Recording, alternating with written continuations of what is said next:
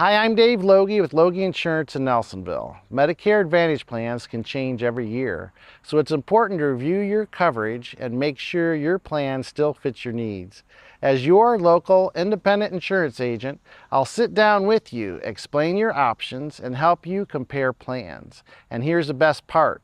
My services don't cost you anything. The insurance company pays me, not you. If you would like personal local help with your plan choices, call Logie Insurance today at 740-753-3376. That's 753-3376. As you know, it's screen season, and if your screen is in need of repair like this one, we can help you. Pidcock Glass offers a variety of ways we can help you. If you've got a bit metal piece in your screen, we can patch that in and replace it. And we offer different screen material, one of which is the popular pet screen. So this is a great material to use, especially if you've got kids running in and out of the house or a dog that likes to jump on your screen. So please come and see us at 500 East Canal Street, Nelsonville, Ohio. We'd love to help you with all your screen needs.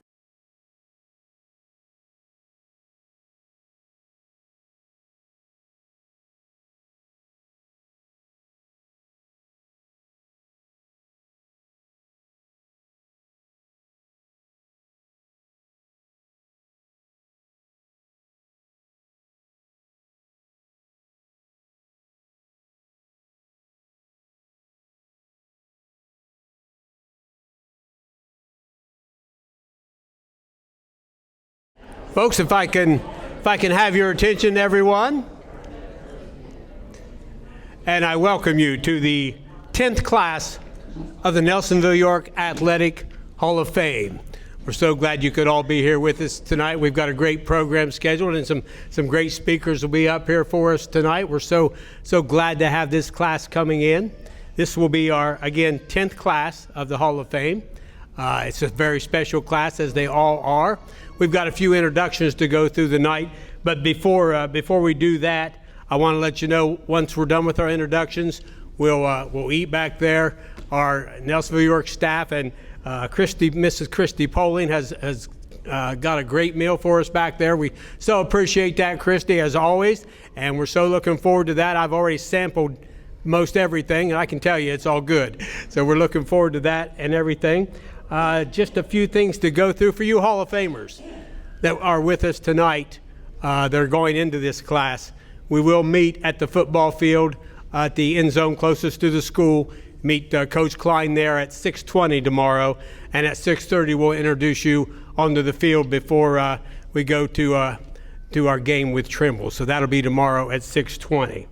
And at this time, it's my pleasure to introduce to you our committee president and historian, Mr. Nathan Dean.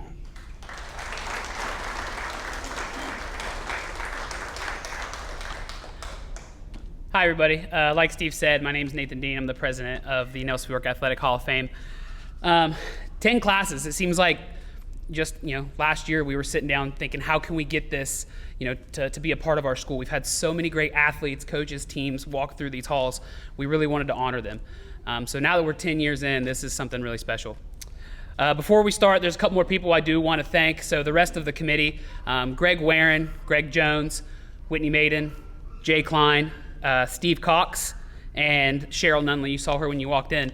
We meet once a year to just kind of go through all the nominations and try to put out the best class that we can.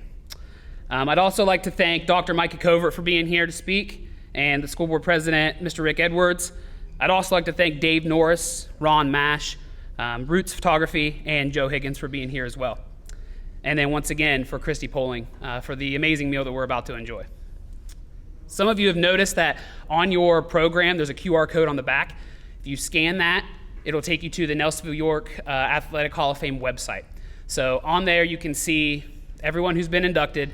You can see their bios, pictures.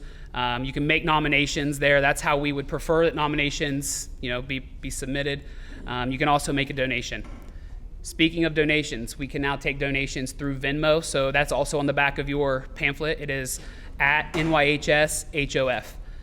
So as you see, a lot goes into tonight, so every little bit helps. There is something I do want to show and share with you all. So it's the newest addition that we've added to the Nelsonville York Athletic Hall of Fame.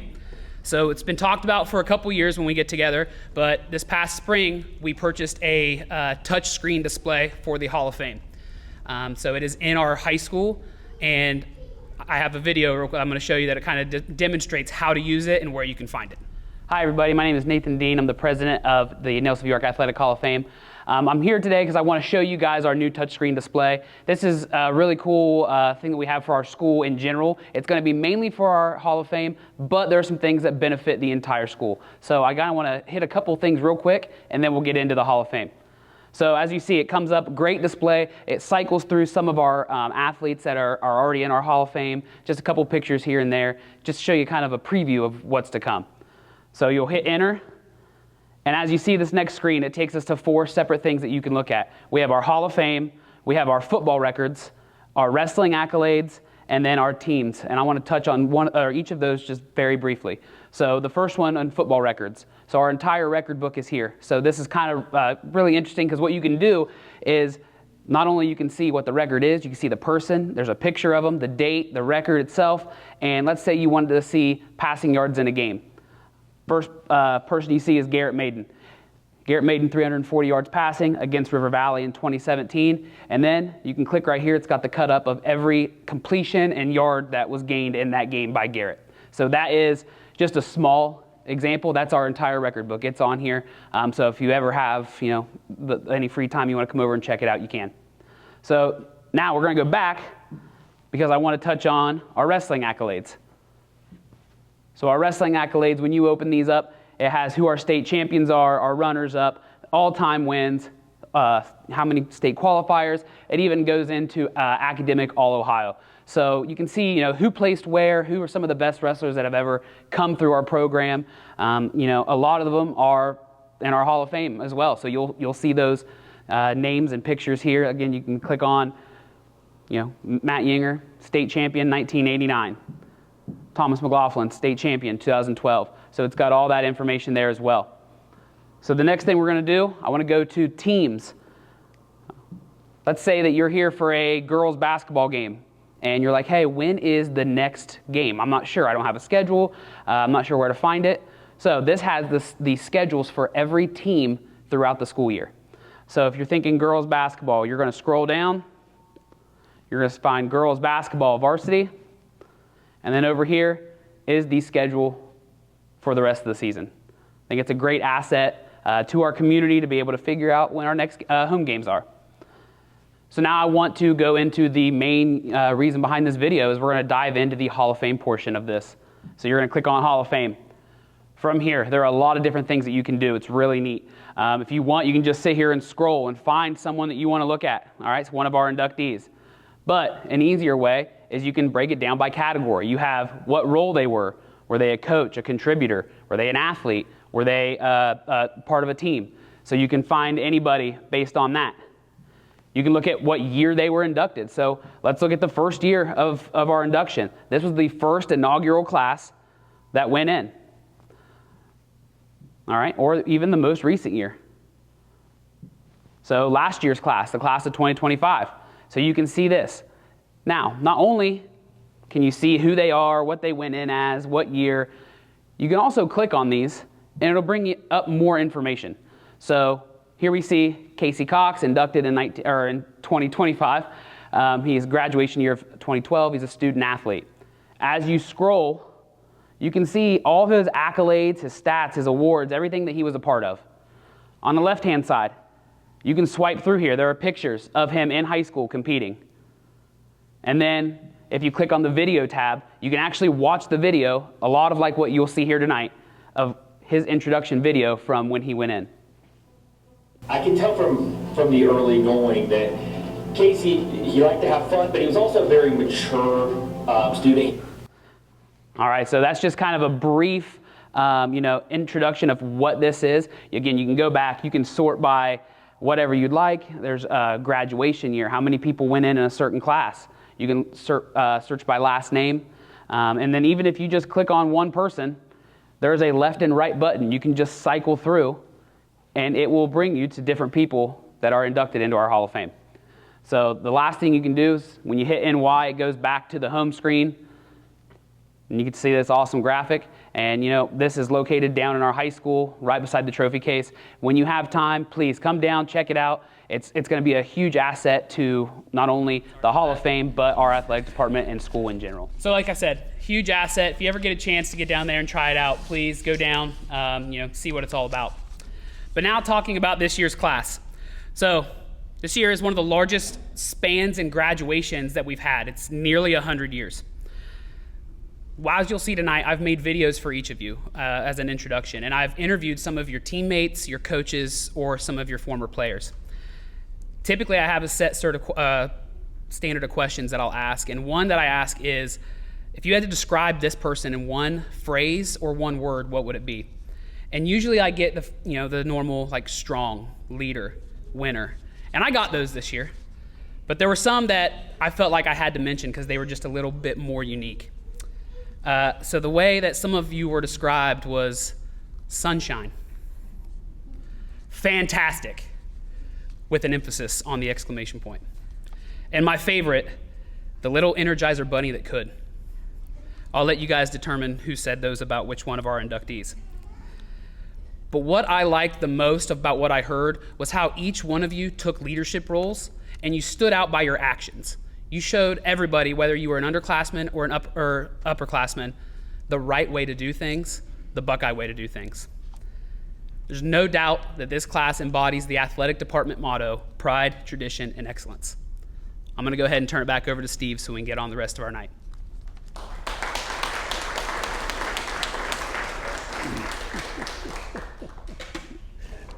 An issue that has plagued the Nelsonville York School District as long as I can remember, the Warren-Warren conundrum. And I'm glad you were the first to make that mistake tonight, Nate. Greg Warren, we'll talk about Jeremy Warren later. So wish you guys would get together and figure out how to pronounce that for us. We so appreciate it, Nate. Nate mentioned our past inductees. And as always, when we do this Hall of Fame, I'd like our past Hall of Fame inductees to stand at this time, if you will.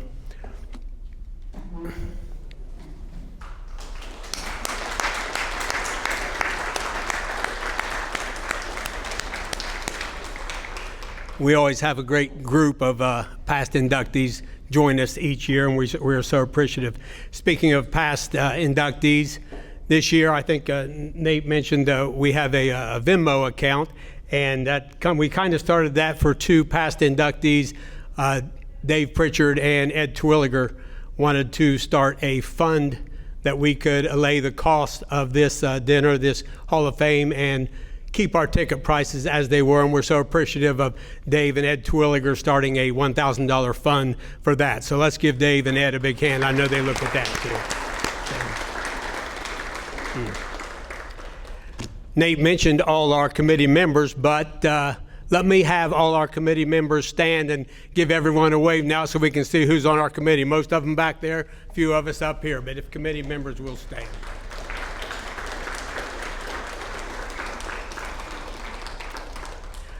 Nate talked about that wall down by the gym by Ben Wagner. You all know Ben Wagner. If you haven't seen it, you need to go down and look at it. Not only are the plaques there, but this interactive display is just amazing, and I hope you get a chance to go down and look at it. So, moving right along before we eat, and we'll eat here just in a few minutes, but it's my pleasure at this time to introduce the president of the Nelsonville York Board of Education, Mr. Micah Covert.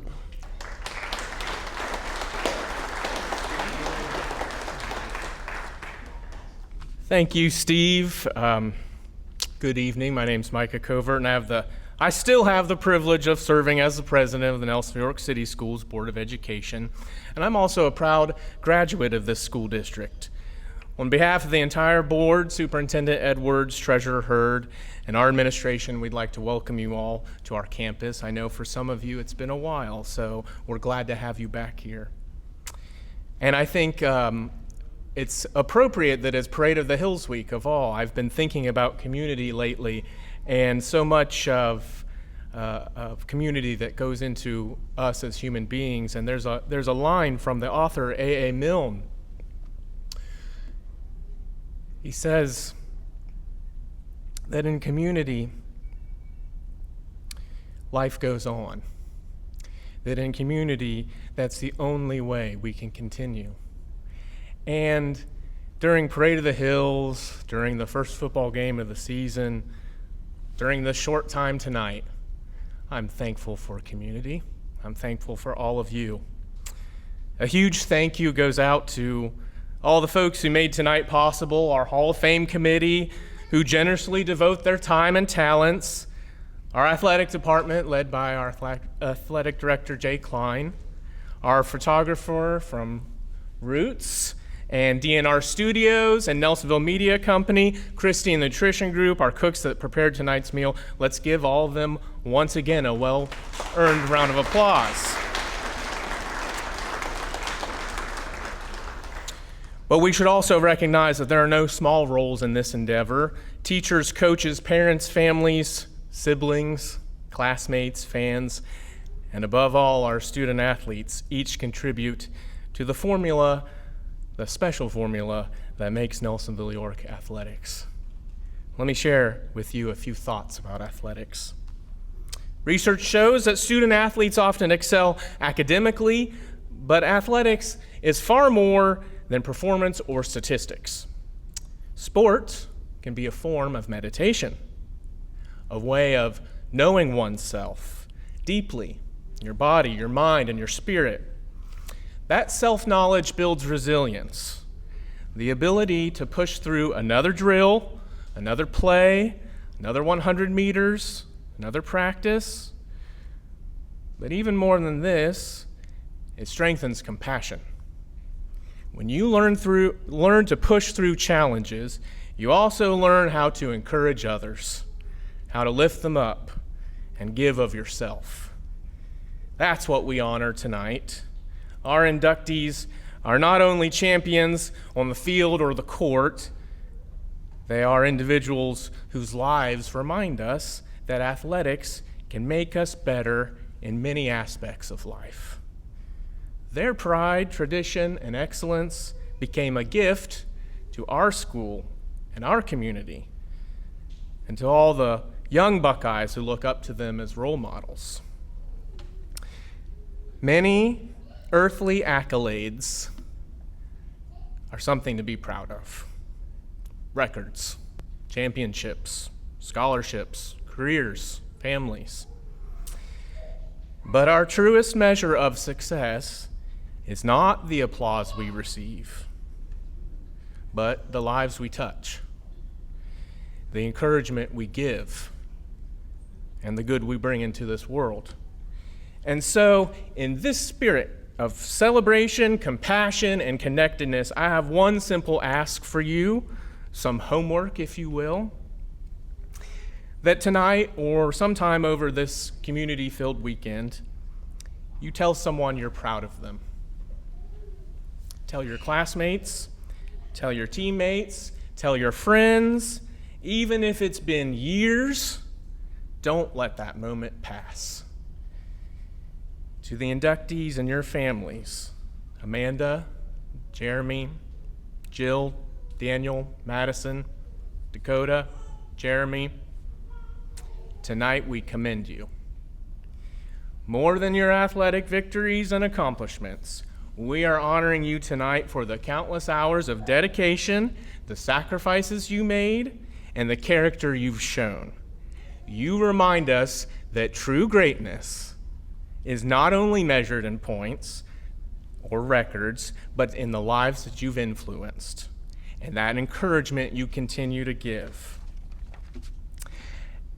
And don't forget the good we share with one another. So what endures tonight, after our plaques and our pictures and our Facebook memories, what have you, what endures tonight and in that hallway and on all the fields and the tracks and the courts at Nelsonville, York, is a legacy of people who gave their very best. Not just for themselves, but for the pride of this community and for the future of those who follow. So that legacy is now yours, and the Nelsonville York community is forever grateful.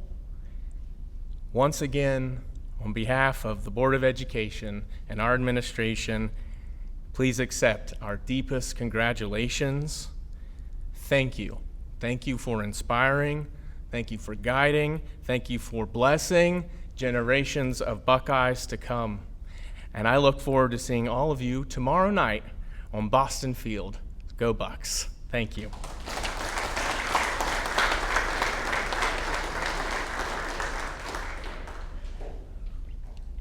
Before we adjourn to dinner, if you would, we did lose one member of our Hall of Fame during the past year, and I'd like to take just a moment to have just a moment of silence for Robert Young, who passed away a few months ago.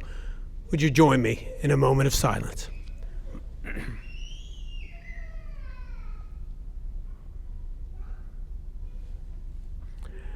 Thank you. As we do eat, the rest of our evening will be a little more casual than it has been so far. Once you've been through the line, to save us some time, we'll get our presentation started. And again, as we are giving our presentations and what have you, if you want to go back through the line for seconds, and I figure you probably will, you're welcome to do that. I think Mark Fick has been here in years past because he is sitting at the table that usually goes first. So we start that way to eat, and then these tables go around that way. Mark, I knew you did that on purpose. But it's time to eat, ladies and gentlemen. Let's get lined up. You'll love this meal. It'll be the best you'll have all year.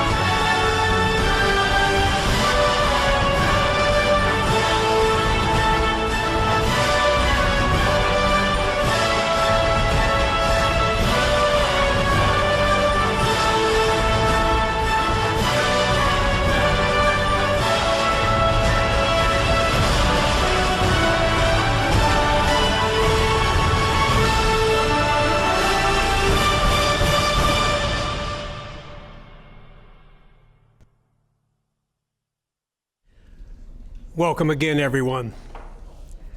This year's class of the Nelsonville Hall of Fame, like the last few years, is quite spread out. We head back to 1954 to grab one of our inductees, and we go clear up to 2015 for a couple more, with a few in between. Our class totals 9 this year, who represent some of the finest Buckeyes in our history. I mentioned a few years back that I had watched, played alongside, coached, or been coached by every single inductee present. That's not the case this evening. As old as I am, there are a couple guys who predate even me, but the rest of you, I know who you are. And if I'm unable to recall all of your career highlights, I'll make up what I need to. So if I say something about you that doesn't ring true, tough. Deal with it. When we first started this Hall of Fame back in 2017, our goal was to induct athletes in individual sports. We quickly found out that was going to be a bit difficult. Turns out Nelsonville York athletes are just that, athletes, and in most cases have represented our school and starred in multiple sports during their time. So while we may focus on one sport, we hope to bring up all of your accomplishments during your time in our school system and beyond. Each of you here tonight deserve to be in the Nelsonville York Athletic Hall of Fame. And when your name is called this evening, we would love for you to take a few minutes and give us a quick reflection on your time here at NY, what it meant to you, where you're at now, and what you're up to. And of course, those you'd like to thank for making your induction tonight a reality. That being said, we line up everybody by luck of the draw, so if you get to be first up here tonight, believe me, it's entirely coincidental.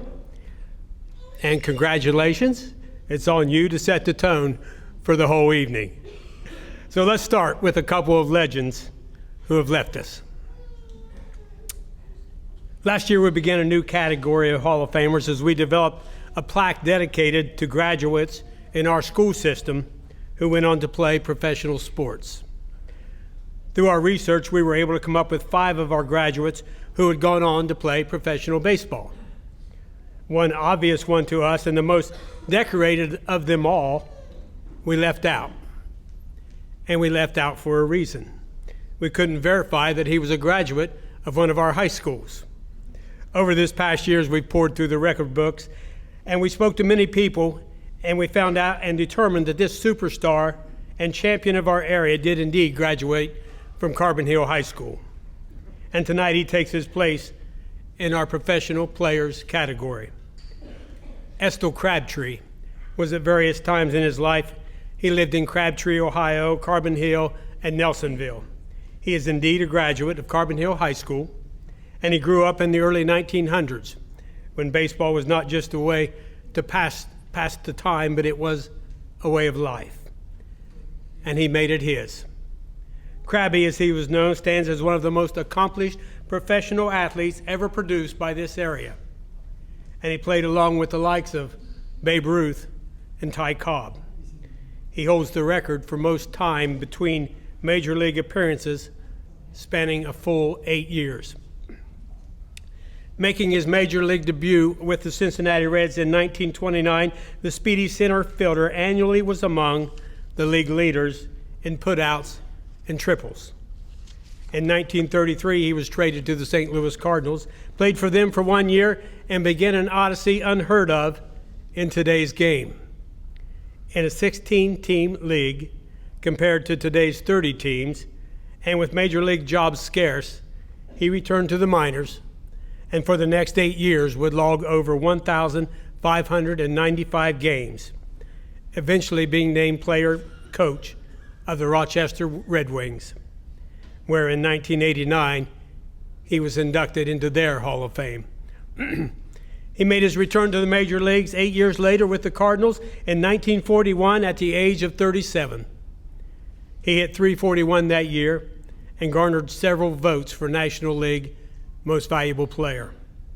He came back to the Reds the following year and concluded his major league career 3 years later at the age of 41 with 489 games, a .281 batting average, and a .976 fielding percentage.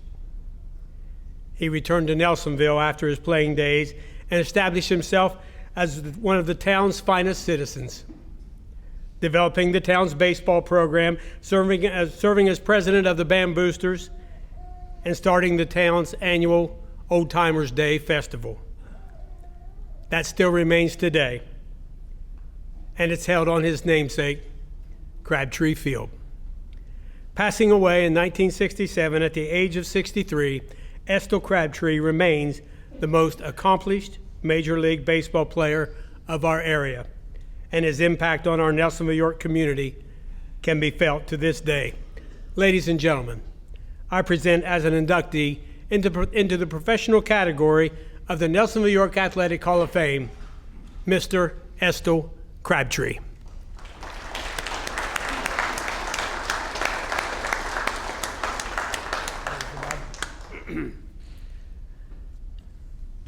Our first Hall of Fame inductee tonight is the 1954 graduate of Nelsonville High School. In this year's Hall of Fame class, the late Bob Pack is honored as our legacy inductee, representing one of the former pre-consolidated school districts that came together for what is now Nelsonville York City Schools. As a Greyhound, Bob earned 3 varsity letters in both football and basketball, leaving behind a career that helped shape the early foundation of athletes in this community. In the early years of Nelsonville High School athletics, multi-sports athletes like Bob Pack stood out as the standard for what it meant to compete with pride and toughness. On the football field, he contributed as a dependable tight end and leader for the Greyhounds. And by his senior season, he had earned all SEOAL recognition, making him one of the top players in the league. But it was on the basketball court where Bob truly shined. As a sophomore, he joined a Greyhound program that carried high expectations and a roster filled with experienced talent. Playing time was not guaranteed, and opportunities had to be earned. But through determination, talent, and a strong competitive drive, Bob not only worked his way onto the team, he became part of one of the most successful seasons in school history. The 1951-52 Greyhound basketball team made a historic run all the way to the state championship game, finishing as state runner-up in what remains one of the greatest seasons in Nelsonville High School history and one of the most memorable in Southeast Ohio history. Bob contributed to that success as part of the rotation, earning meaningful minutes and making an impact with timely scoring and rebounding. He finished the season with 234 points and earned honorable mention All-SEOAL recognition. As a junior, Bob stepped into a much larger role. As one of the team's key returning players, with increased responsibility, he helped guide the Greyhounds through another strong season, even as they fell short of repeating the previous year's deep tournament run. Still, his individual performance continued to rise as he scored 291 points, averaging over 15 per game. For his efforts, he was named first team All-SEOAL and received honorable mention All-State honors. But by his senior year, Bob had become the centerpiece of the Greyhound basketball program. With leadership, experience, and confidence, he delivered one of the most dominant seasons in school history. He scored 469 points on the year, including 395 points in league play alone. He averaged 24.4 points per game. In 19 games that season, he failed to reach 20 points only 4 times, a level of consistency that defined his senior campaign. By the end of his senior season, Bob Pack had established himself as one of the top scorers and rebounders in Southeast Ohio basketball. He was named first team All-SEOAL and second team All-Ohio, capping off a stellar Greyhound career. From contributing as a sophomore on a state runner-up team to becoming the leading scorer in the region, as a senior, Bob Pack's career represents an early foundation for Nelsonville York High School athletics. His accomplishments helped set the stage for generations of Greyhound and Buckeye athletes who followed in his footsteps. Ladies and gentlemen, I present for induction into the Nelsonville York Athletic Hall of Fame, the late Mr. Bob Pack.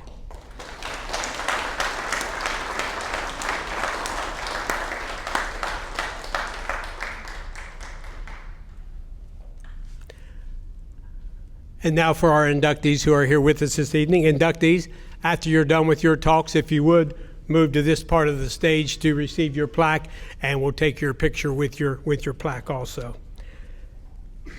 Our next inductee and first here in person with us tonight is a 1999 graduate of Nelsonville York High School. A standout athlete during her playing days as a Buckeye, Amanda Dalton Wiseman enters our Hall of Fame not only for her performance as a player, but for the lasting impact she made as a coach, leader, and builder of the Nelsonville York girls basketball program. As a player, Amanda represented the Buckeyes with consistency and excellence. She was twice named to the Tri-Valley Conference All-Academic Team, and as a senior, she emerged as the team's leading scorer at 14.9 points per game. That season, she earned first team All-Tri-Valley Conference, second team All-District recognition, and honorable mention All-State, closing her playing career as one of the top players in our region. But what came next truly defines her legacy in Nelsonville York athletics. When Amanda took over the girls basketball program through the 2009-2010 season, she stepped into a role that came with both opportunity and challenge. Hall of Famer and all-time scoring standout Kim Klein had just graduated, and the Buckeyes were entering a period of transition. What followed was not an immediate turnaround, but a steady, intentional rebuilding process built on culture, discipline, and belief. In her first 2 seasons coaching a young and developing squad, the Buckeyes combined for 11 wins. But those early years laid the foundation for what would become one of the most successful stretches in program history. Over her final 4 seasons at the helm, Amanda led Nelsonville York to a 63-36 record, establishing sustained success that elevated the program to a new level.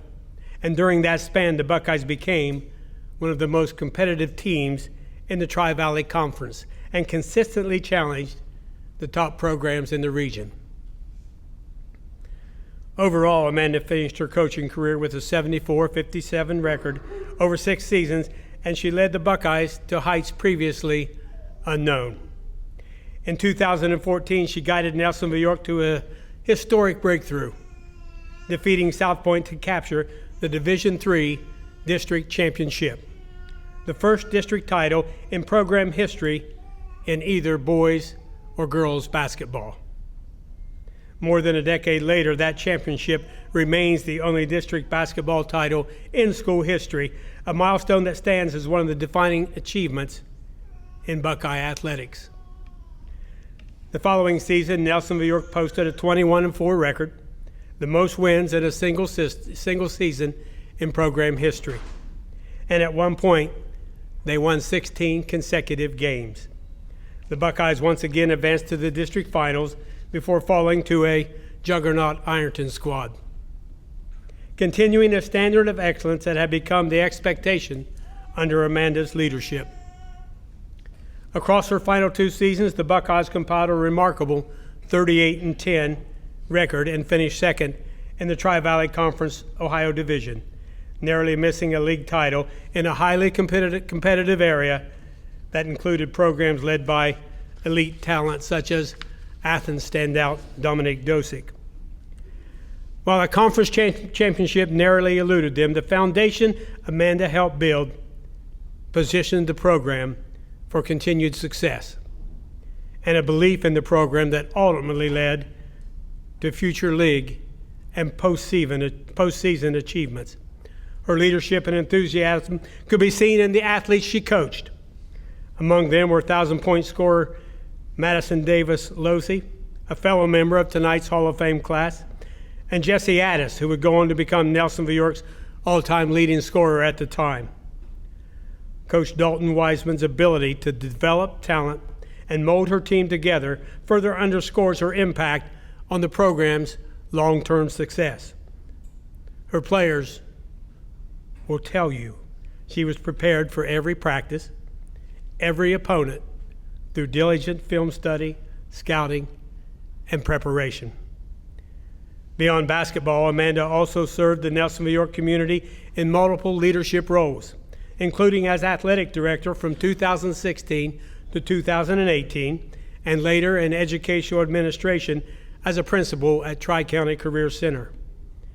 In every role she has had, her commitment to student athletes and education has remained central. Amanda Dalton Wiseman's legacy is defined not only by wins, championships, or records, but by the culture she helped build and the standards she established for Nelsonville York girls basketball.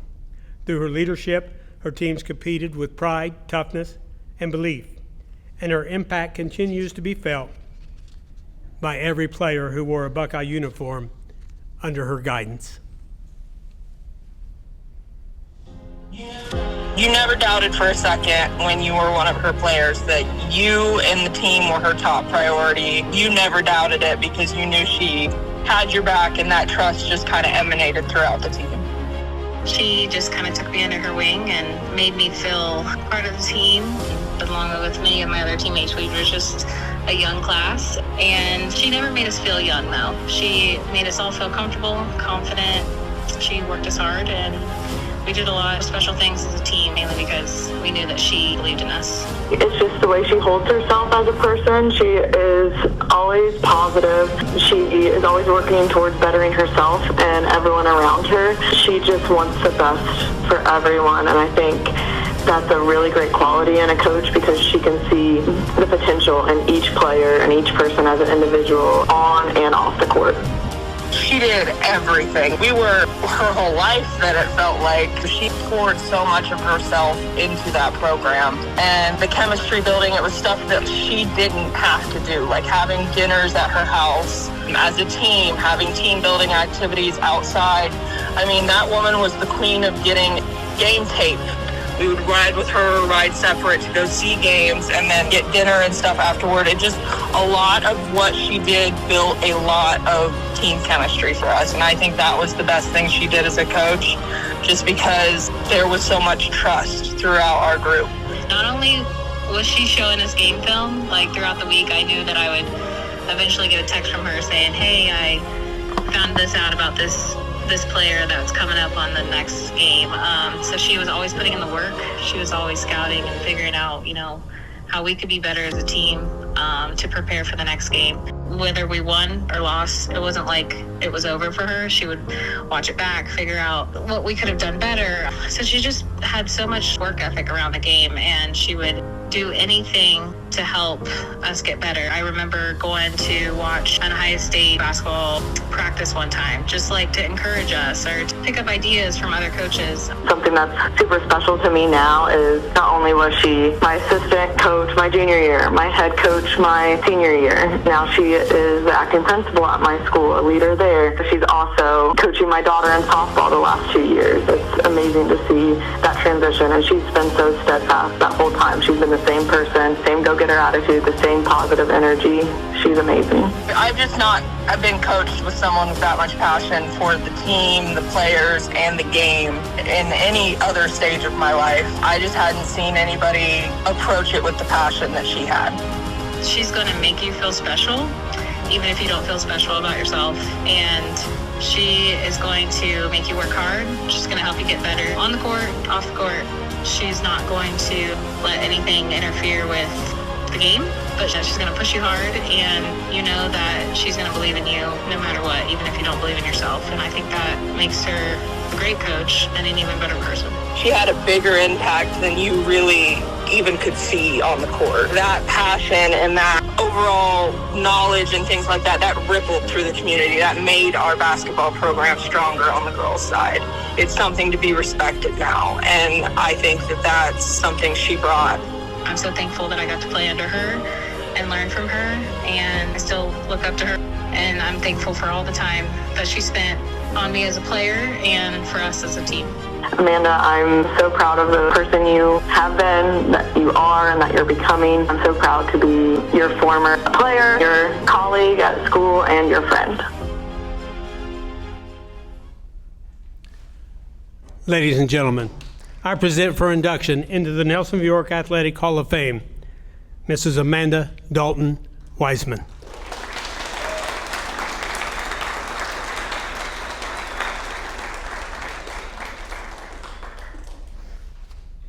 Thank you. Great video. Thank you. First, thank you. Being inducted into the Nelsonville York Hall of Fame is an incredible honor. Nelsonville York has been such an important part of my life, continues to be, and standing here tonight makes me think about all the people and moments that are part of the reason why I'm here. I'm going to start with one of the most impactful people in my life. It's Vicki McCollum. Vicki coached our basketball team. She coached me in volleyball. But what she did was she had 26 kids on her team. And every kid at the end of the season got a note. I still have my note, and that type of leadership made me the leader I am today. I don't think she knew how much it mattered to me, but it did, and I kept it, I remembered it, and sometimes a few words from the right person in that moment in your life can change the way you see yourself. Her guidance, her encouragement, her honesty, her belief in me made me a better person. She helped shape the person I am and the leader I became. And I'll be forever grateful for her impact. So thank you, Vicki. And then there's John Hurd, my high school basketball coach. Coach was an amazing part of my life. Although I'm pretty sure at one point he threatened to take my firstborn child if I didn't stop freelancing and making up my own plays. But the problem was I felt like I knew a little bit more about it, but his compassion, his patience, his empathy still stands with me today, and it's also like how I led my teams was his impact. He challenged me, he expected something from me, and he even when I had my own ideas about the offense and how it should run, he still believed in me. So thank you, Coach. I've been incredibly fortunate to have people throughout my life that sharpened me, challenged me, and believed in me, and made me better. Most importantly, my teams. Man, my teams were so fun. They were awesome. We won a lot of games. We had some incredible moments. And if you played for me, you know the end game was we wanted to stomp some major guts. We wanted to beat everybody. And they knew that. They knew that from me. They were tough. My girls they competed. They worked. They weren't afraid of anybody. And I absolutely loved everything about most of the teams I played. Most of the played my coach. When I think about those teams now, the wins really aren't the first thing I think about. I think about the girls, the laughs, the bus rides, the practices, the big games, and all the moments in between. I think about the relationships. I coached so many great girls at Nelsonville York. One of them is being inducted into the Hall of Fame tonight, Madison Davis. That's pretty special, right? To have coached someone and then years later be standing here today, both being recognized by the same community that supported us once as a coach and a player. One of the most impactful memories for me was the district final. There came a point in the game where I kind of knew we had it won. We were playing South Point, and I called a timeout. And I didn't really need to drop the play. I knew we had it won. But sometimes in sports, like Nelsonville York especially, like deservingly so, football is the sport, right? The boys are the sport, and they deserve it, right? But our girls were just getting ready to make school history. I had to call the timeout, and I had to make sure that they realized that history was important. I wanted them to look up and feel what was happening. I wanted them to see the crowd. It was for them. It was for these girls, these female athletes. I wanted them to hear it. I wanted them to understand what they had accomplished and realize that this moment belonged to them. Because girls' sports are also important. These moments matter to us. They matter to me. The girls deserve to feel what it felt like to have a community behind them. They deserve to know what the accomplishment was. That needed to be felt. We went to Logan to play in the regional final. I'll never forget the amount of people that were there. It was incredible. The whole town came. Scott McManus had the fire trucks. It was just incredible. But that's what Nelsonville York was. They provided that community. For those girls to look around and see all the people there who had come to support them meant something. And as their coach, it meant something to me too. Sometimes when you become a coach, you think that you're going to be the one doing all the teaching. Then somewhere along the line, you realize that your players are actually teaching you. These girls taught me a lot about resilience, loyalty, trust, and what can happen when young women know someone genuinely believes in them. Basketball was like truly a family affair. My sister and Bruce were my statisticians. They were there for me when the wins, the losses, crazy games. I actually think the losses were harder on Becky than they were on me. She'd text me like, you should have done this, you should have done that, you should have taken her out. She had foul trouble, you should have known. Like one girl who made 3 threes, you never adjusted your defense. I mean, there was a lot of things that were really harsh after a game. Right after a game, I was still on the bus. There were a lot of things that were really hard. And then there's my mom. Before every game, my mama would come up and kiss me right on the cheek.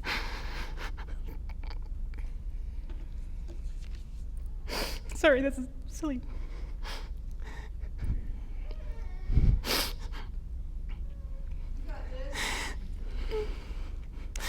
It was a weird thing. She started doing it. Kiss me on the cheek for every game. Hey, Bubby, go get him. Go get him.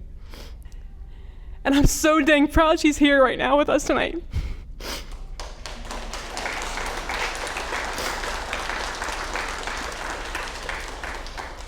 As years go by, those are the things that matter more and more. You don't remember the score. You don't remember, of course I do. I remember every score. You don't remember every possession, but you remember the people who were there with you. And coaching gave me something else that changed my life forever. It gave me Kevin. Rock on. Kevin was with Athens Messenger writing stories. Best story. They were the best stories. But for some reason, I knew that I wanted to write him in my story, and it happened. And his sweet little smile, he would do these interviews with me after the game, and his sweet smile was something that I just admired so much. I had to beg him a long time for him to come over and hang out, but it worked out, and I'm very thankful. So basketball gave me a lot. Let's see. So that's really hard to beat. I'm also fortunate enough to be an athletic director for a few years, and it was great. But what made it great was I had great coaches around me. I was a part of the hiring process for Rusty Richards. I've interviewed a lot of people over the years, but Rusty's interview was probably the one where I didn't realize I didn't really have to ask any questions. In fact, by the end of it, Rusty was asking me the questions. And if you know Rusty, that's not surprising at all. But I remember leaving that interview knowing there was something special about him. He knew what he believed, he knew what he wanted for the kids, and he had a vision for what the program could be. I knew he was going to be doing great things. Getting to watch him do exactly that has been pretty incredible. I also was able to support Coach Watkins, and Coach Watkins had some athletes in here that went to the state. I mean, he was an incredible coach, poured into our athletes just the same. So those types of people are easy to be an athletic director with. Coach Matt Yinger. Matt has so many incredible wrestlers, one being inducted tonight, come through his program. Watching these wrestlers compete and having the opportunity to support them was easy, but it was also so much fun. There were some unbelievable matches. We're probably going to see some of those, and some really special moments for NY Wrestling.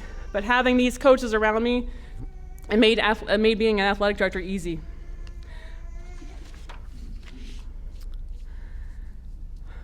There's something about being an athletic director and being a female coach that women's sports need people who believe in them. Girls need coaches. They need administrators, schools, and communities that show up for them. They need people who invest in them, advocate for them, celebrate them, and make sure that they know that what they're doing matters. I was proud to be one of those people at Nelsonville, York, and I'm still proud to do that today, but just in a different capacity. I hope something that I've carried with me throughout my career, believing in people, giving people opportunities, seeing something in someone and helping them see it in themselves. In Luke chapter 12, verse 48, it says, "To whom much is given, much will be required." I've been given a lot. I've been given a lot of great mentors, great coaches, great players, great colleagues, an incredible family. I've been given great, incredible opportunities I could never have imagined when this journey started. And I hope I've done something worthwhile with these opportunities. I hope somewhere along the way, I was able to be for someone else that Vicki and John were for me. I want to thank Nathan Dean and the entire Hall of Fame committee. You're just beautiful people, doing amazing things for this community. The work you do to preserve the history of Nelsonville, York, and recognize the people who have been part of it matters. Thank you for giving your time to this community, and thank you for giving me this honor. I'm incredibly humbled to be a part of this Hall of Fame. Thank you.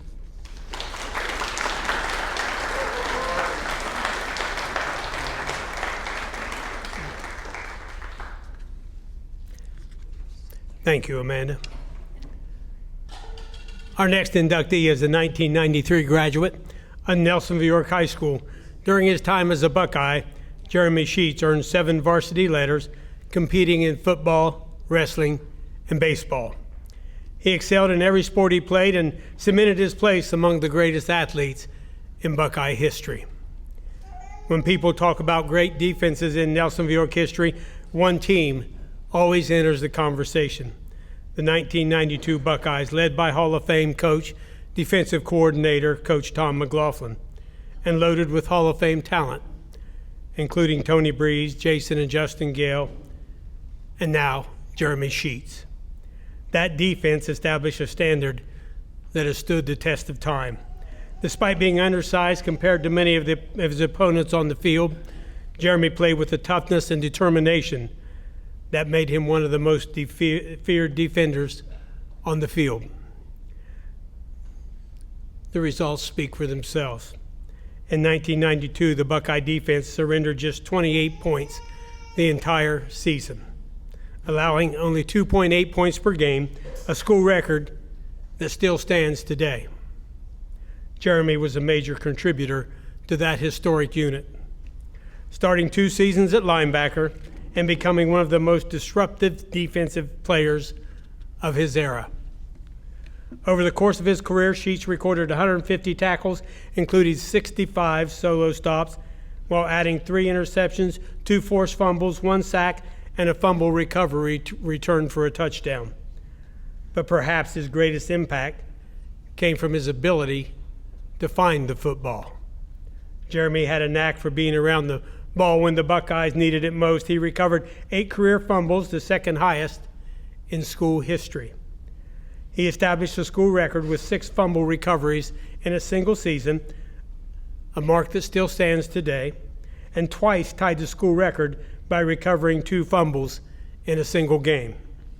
His 55-yard fumble return for a touchdown against Fenton County remains tied for the second longest defensive touchdown return in Buckeye history. At the conclusion of the 1992 season, Jeremy earned first team All-TVC honors, recognizing his role in one of the greatest defenses Nelsonville York has ever fielded. In 2020, he was further honored with selection to the Nelsonville York Football All-Decade Team of the 1990s as a first-team linebacker. While Jeremy's accomplishments on the football field were remarkable, his time on the wrestling mat for the Buckeyes was just as noteworthy.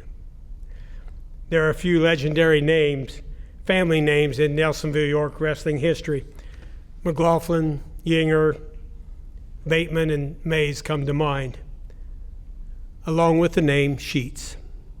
Continuing a legacy started by his father and passed on to quite a few family members, Jeremy held up his end of the bargain. If you attended Buckeye wrestling meets during the early 1990s, you would have seen his hand raised in victory 137 times. During his career, Jeremy compiled a record of 137 wins, 14 losses, and 1 tie, placing himself among the most accomplished wrestlers in school history. Match after match, opponent after opponent, he established himself as one of the premier wrestlers not only in the Tri-Valley Conference, but throughout the state of Ohio. His success helped lead the Buckeyes to Tri-Valley Conference championships in 1990, 1992, and 93. Individually, he dominated his weight class, capturing 4 consecutive TVC championships during his high school career. As a senior, he was named Tri-Valley Conference Most Valuable Wrestler, a fitting recognition for the league's most accomplished wrestler.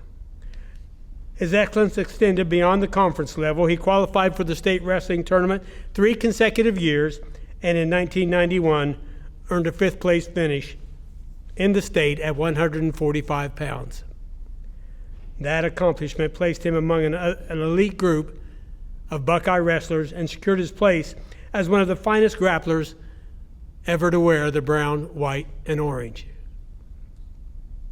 Whether it was chasing down ball carriers on Friday night or raising his hand in victory on the wrestling mat, Jeremy Sheets represented the toughness, determination, and competitive spirit that defines Nelsonville York athletes.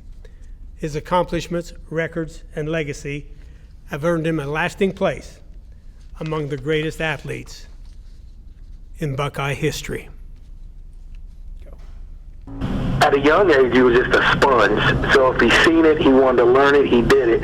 Same thing with wrestling. Wrestling just came to him. It's like, hey, that's neat, I like that. And he would just kind of study it. He pushed himself like no one else. Whether you're running sprints or practicing takedowns, he's trying to hit it every single time. I've known a lot of athletes over the years, and very few had the motor that he did.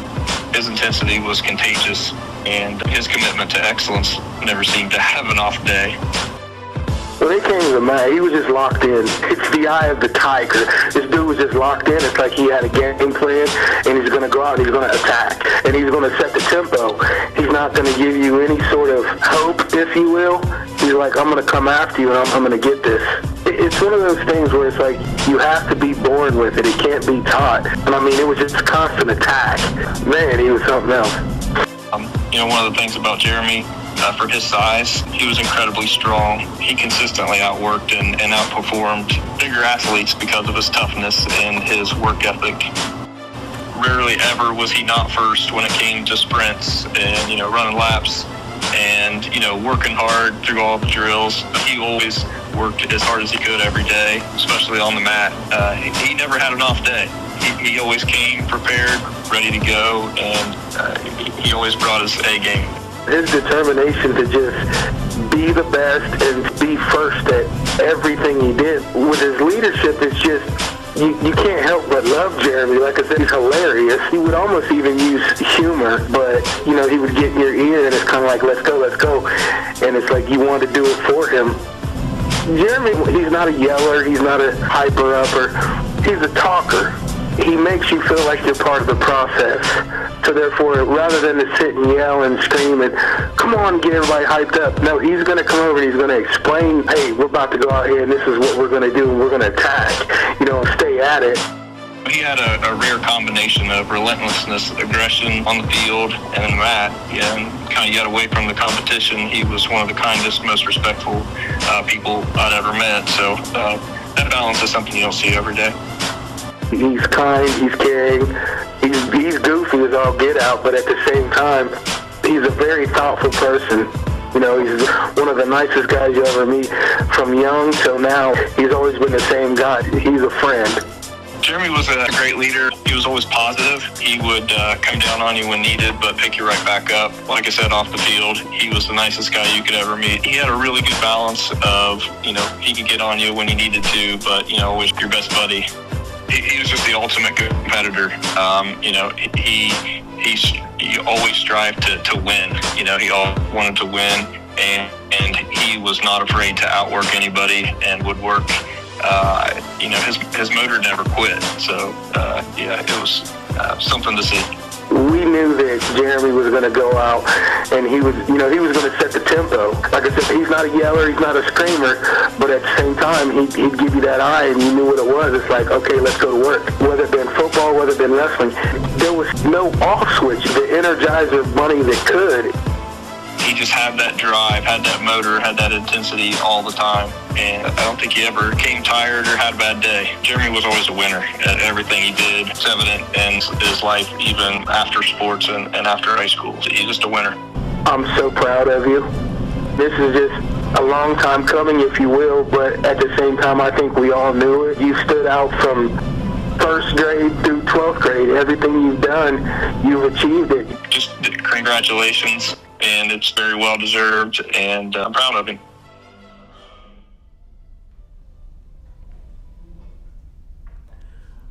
Ladies and gentlemen, I present for induction into the Nelsonville York Athletic Hall of Fame, Mr. Jeremy Sheets.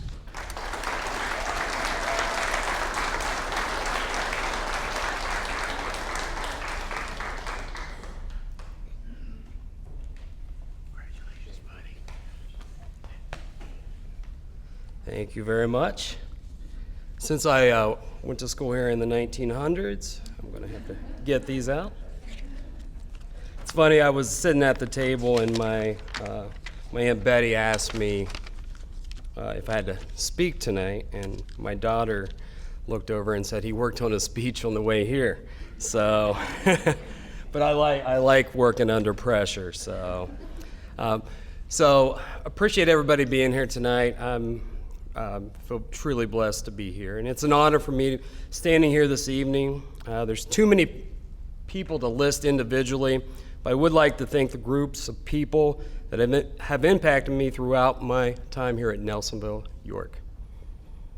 First and foremost, I want to thank God for giving me the health, gifts, and ability to play the sports that I loved. Without His grace, strength, and guidance, through every victory and every trial, I would not be standing here today.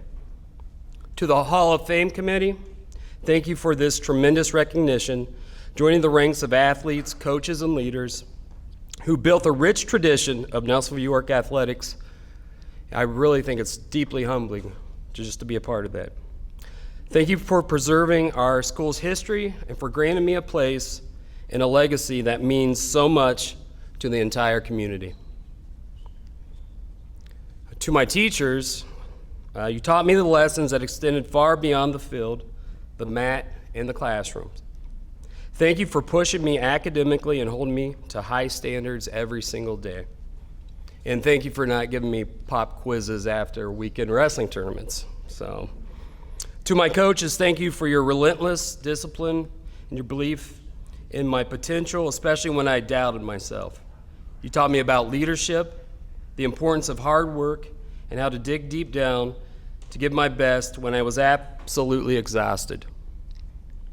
You taught me what it truly means to represent the orange, brown, and white with pride, integrity, and class. To my teammates, this honor belongs just as much to you as it does to me.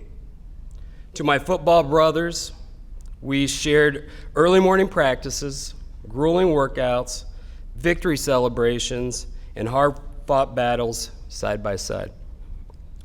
There is no bond quite like locking arms on Friday night, trusting the guy next to you, and playing for the name on the front of the jersey.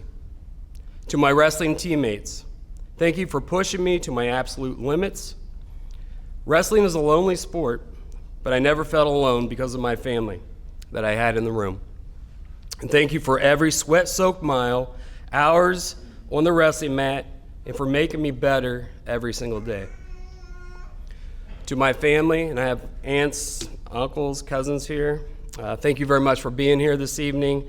To my parents, Roy, Carol Sheets, thank you for being my unconditional support system. You were at every single game and tournament, sitting through freezing rain, heavy snow, and long days in crowded gymnasiums. You drove me endless miles, celebrated the wins, and picked me up after painful losses. Your sacrifices made my athletic career possible, but your love is what made it meaningful. I would also like to thank my wife, Kiri, my daughters, Hannah and Joanna, and my son, Josh, for being here this evening. I am truly blessed to have each of you in my lives. Being a part of Nelsonville York legacy is something I will cherish for the rest of my life. It has shaped who I am as a competitor, but more importantly, it has shaped who I am as a person. Thank you very much.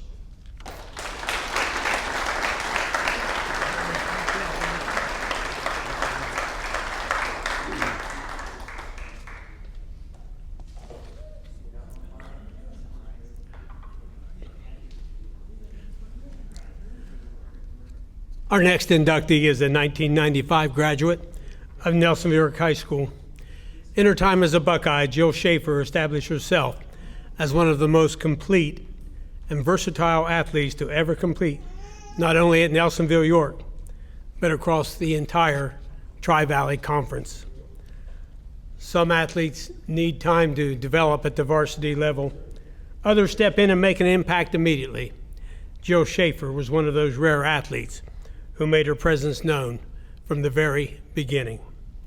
As a freshman, she earned a spot on the varsity basketball roster and went on to lead her in all 4 years of her high school career.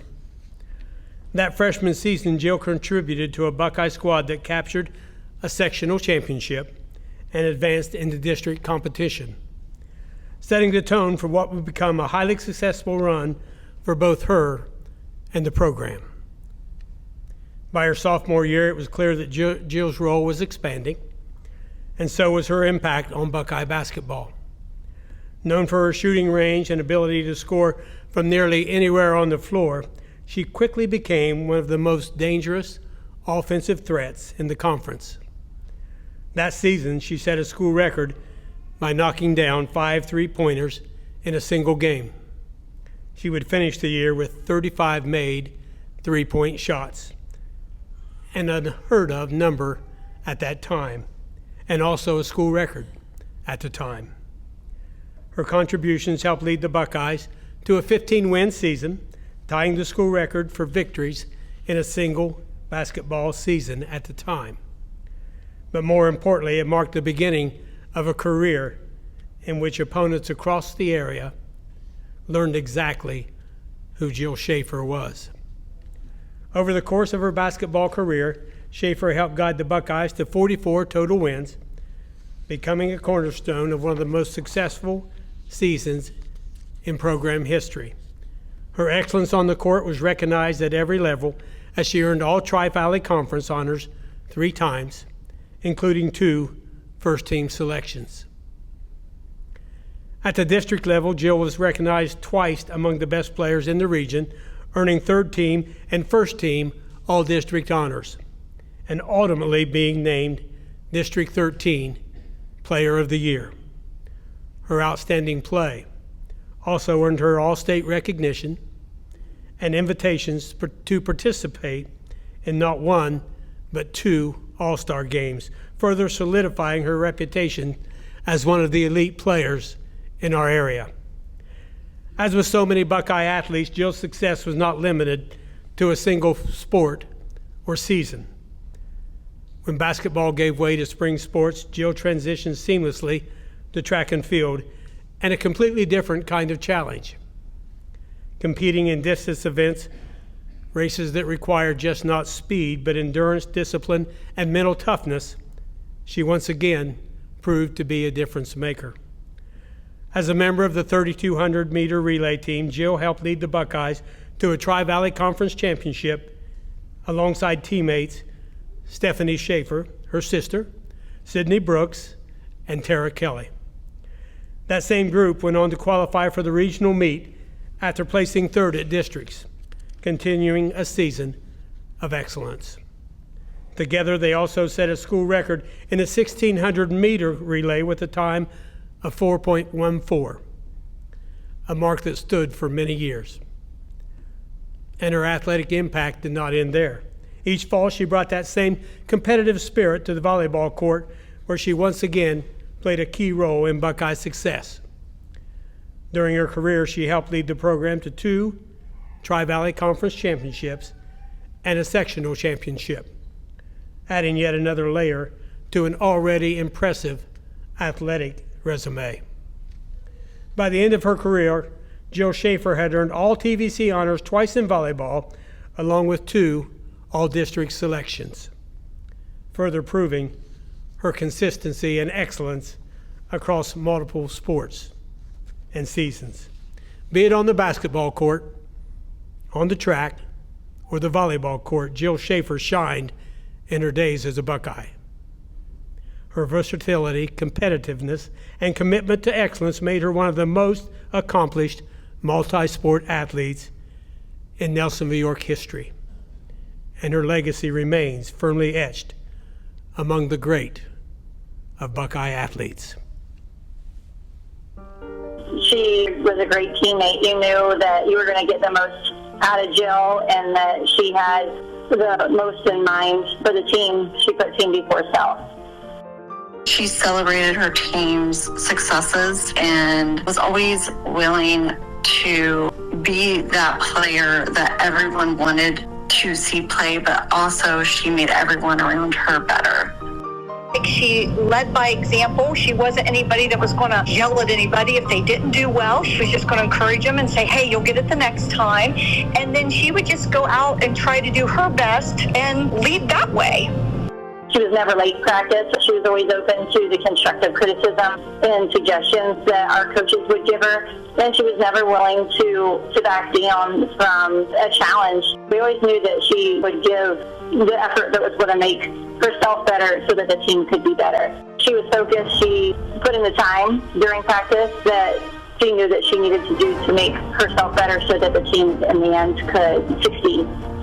You know, she was my favorite teammate. She was never anybody I had to get frustrated with, that she wasn't doing her best or trying her hardest or fooling around in practice. I just always knew I could count on her to come in and do what she was supposed to do. I never knew if she was nervous. She never showed that. If the coach told her to do something, she'd shake her head yes, and then she'd go out and try to do it to her best of her ability. She has been a great friend. She is dependable. She's hardworking. She's always been someone you can count on. She's always been a great inspiration. Her leadership, I felt like on the court, may not have been the loudest, but I feel like it came through with her attitude and the way she treated people. She was just that solid leader that people could look up to because they always knew that they were going to get the best effort and good sportsmanship out of her. She was always very fair and led with integrity. There was never a negative word that came out of her mouth to change the mood of the team. It was always, yeah, let's do it. We've got this and we can compete with anybody, essentially, is the feel that you got from her. And that just made the volleyball team that I was on with her, as well as the track and the relays and everything that we were on together, that just made it that much more solid, simply because we knew that we had a job and Jill knew she had a job and we were going to go out and execute it. I think it's her work ethic. I think she brought a lot of work ethic and perseverance she brought to the court. And I think that carried her throughout her career, not only in basketball, but also in track. And I think that quality that she brought was her passion for always wanting to do better and always cheering on everyone else around her. I think her biggest impact with everyone was showing people how to quietly win, go out, do your job. Good things will happen. You got to keep trying. Even if at first you don't succeed, you try again. I think she showed that very well. Just always, let's get down to business. Let's get it done. We'll have fun afterwards. I do feel like she's really, truly deserving of this honor, not only for what she accomplished as an athlete, but as a person. And, you know, she's continued that, I feel like, all throughout her life. You couldn't ask for a better person to be able to do this. I'm just super proud of her. When you get that recognition of something that you did so many years ago, I'm just happy for her that she gets to be part of this and that she's recognized for the impact that she's had. So congratulations.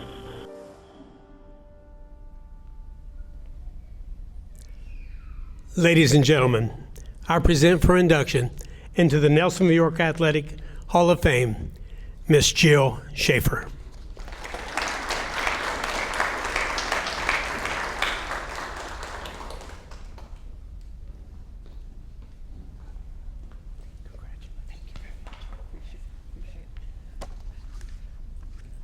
Can we just take a second and appreciate the 90s hair?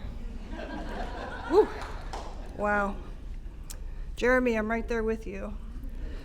I want to begin by thanking the members of the Nelsonville York Athletic Hall of Fame Committee. The effort and energy you put into celebrating the coaches, athletes, and members of this community are deeply appreciated. For someone to have nominated me and then be voted into the Athletic Hall of Fame is a great honor. Additionally, I would like to congratulate the individuals who have already been inducted and to those who are joining me in this 2026 class. I feel proud to be standing beside all of you. Thank you as well to the nutrition services staff for providing this really wonderful meal to us tonight. I've always kind of hoped that I would have an opportunity to thank certain people publicly, so I'm going to be doing that and going over my 5 minutes. So I'm just letting you know. If there's like a band that starts to play like they do at the Oscars, I'm just going to keep talking. So I just want to publicly thank as many people as I can who have helped to shape the person that I am today. The people who encouraged me, pushed me to be my best, and didn't give up on me. The people who saw things in me that took me years to see. The people who gave their time, their energy, their attention, their expertise and care simply because it was in their hearts to do so, or because their names were Steve and Susan Schaefer, AKA Mom and Dad. So I'll just start from the beginning. I was 7 years old when I started playing softball. My coach was Bill Wend. He was typically a very calm coach, but on the occasion when he lost his patience with us, his lovely wife Susan was there to rein him in. He was my first coach and the perfect person for this job. He taught me how to catch, hit, and that when the ball goes into the outfield, you need to actually throw it back to the infield and not stand and stare. Thank you, Coach Wend. We played our games at the fields by the city pool, and on any given day, you could find Tommy Schultz there mowing the grass and keeping the fields tidy. Many of us really liked Tommy. Not only did he maintain all of those fields, but he would also referee many of the basketball games I played at Nelsonville York Middle School. Tommy was funny and kind and gave some of the best advice I have ever received. Whenever we had a game to play, he would say, "Go out, have fun, and win." He was a friendly and familiar face, even though he was a referee, when I started playing basketball in the 5th grade. 5th grade basketball tryouts. Oof. As I walked into that gym, all I saw were boys, not one girl, and I was scared and nervous. I sat in the seats beside my mom, and Randy Gaston walked over. He introduced himself and pointed to, as I like to call him, Marvelous Mark Fick, who was standing up on the court with all the boys. He showed me the basketball that we'd be using, told me a little bit about how the tryouts would go, and he was so kind, but I was still reluctant to get up on that court. Finally, Chris McGuire and Bobby Seal walked in, and I felt such relief that I wasn't the only girl. Fast forward, the 3 of us make the team, and my shining moment came next year. In one of our games, I outscored all the boys on my team. And this included, yes, Justin and Jason Gale. I had 12 points and they had 10. Mark and Randy treated all of us like athletes, not boys or girls, just athletes. And I respect and love them both for this and for building a strong foundation for me in the game of basketball. Thank you, Mark and Randy. 7th grade basketball brought Coach Ron Tuck Connor into my life. He was from Logan, so at first we all kind of looked at him suspiciously. We all quickly learned that he knew basketball. He also knew Katie Smith, and this gave him a lot of street cred. I don't recall what our season record was, but it was a winning season. We played well, and I learned a lot. After that season, I was introduced to Logan AAU and Coach Jim Myers. Coach Myers was terrifying, but he was a fantastic coach. And let's face it, anyone who willingly coaches middle school anything has to be a little terrifying because, as we all know, middle school kids are completely unhinged. In the summer before 9th grade, our Logan AAU team won state and then ended up 7th in the nation. It was a very rough summer for many reasons, but Coach Myers and Coach Connor made that summer bearable by being present and supporting me. Thank you, Coach Myers. 8th grade brought one of the kindest, funniest, and most thoughtful individuals I've ever met in my entire life, Coach Jim Hall. Jim had a special way with all of us. He knew when we needed tough love. He knew when we needed a listening ear. It was so clear he wanted the absolute best for every single one of us. In high school, when our friend Jesse passed away, He invited any kid who wanted or needed a place to try to make sense of what had happened to his outside basketball court. He built a bonfire and offered us coffee. Many of us took advantage of this offer to gather together. It was a comfort we needed. He, along with his wife Tammy, one of my favorite teachers, were always there for all of us, and we felt loved and understood. But make no mistake, Jim was full of jokes. He would often tell me I couldn't walk and chew gum at the same time. And it did take a while to grow into this body, for sure. And at the conclusion of my 8th grade season, he gave me a card. And in that card, he wrote that the only difference between ordinary and extraordinary is that little bit of extra effort. That day, I memorized that quote, and I've shared it with my students for 27 years. Jim, thank you for always believing in me, and you should know that I can indeed walk and chew gum. High school brought new challenges and new sports. I played volleyball and ran track in addition to basketball. Coach Connor was my basketball and volleyball coach through my junior year. He saw something in me that I had yet to see. Basketball was my main focus. I had been playing during the season and in the summer since 7th grade. It was the sport I excelled in most, and I had goals around that sport. Little did I know there were college basketball coaches in the stands at games, and I had no idea until after the games were over. One coach was Marcia Reel of Ohio University. She had seen me play at team camp and now during the season. I was so close to my dream of playing at OU. One of the other coaches was Wilmington College's coach, Jerry Sheevey. He attended games and saw me win the District 13 three-point shooting contest my junior year. Unfortunately, even though I was named Co-District Player of the Year my senior year, along with Jamie Lewis, who went on to attend Ohio State University, I fell short of earning a scholarship to OU. During my senior year, my stats hadn't been sent in on time for all Ohio. I was devastated and angry. I had worked so hard. Our OU was out of reach. Coach Connor had been let go as our coach at the end of my junior year, and I had lost a big advocate. Thank you, Coach Connor, for pushing me beyond what I thought I could do. Luckily, Coach Sheevey still wanted me to play at Wilmington. I went for a visit, and I fell in love with WC. Coach was quiet, yet very enthusiastic. I saw the facilities, the gym, the weight room, and I was hooked. I knew I would attend WC. I had an exceptional freshman year, but I was also just a kid trying to figure things out. I left WC and attended OU for a year. However, I missed my friends and basketball. Coach Sheevey welcomed me back with open arms, and I was so unbelievably grateful to him. Coach Sheevey is one of the most influential people in my life. While at WC, I learned hard work, perseverance, teamwork, how to win and lose gracefully, and that nothing is impossible if you are willing to work for it. Thank you, Coach Sheevey. Additionally, Coaches Vicki and Steve McCollum, Coach Amy Dixon, and Mr. Dale Duvall played integral parts in my development, not only as an athlete, but as a human being. They coached me in track and volleyball. They were tough but fair. Even though Vicki and Steve were from West Virginia, we didn't hold that against them.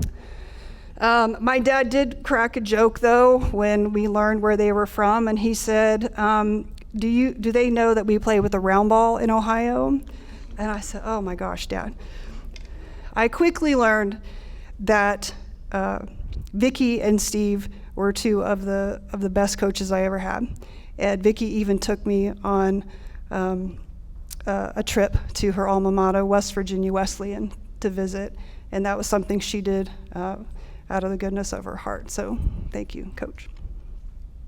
Thank you also, Steve and Coach Dixon.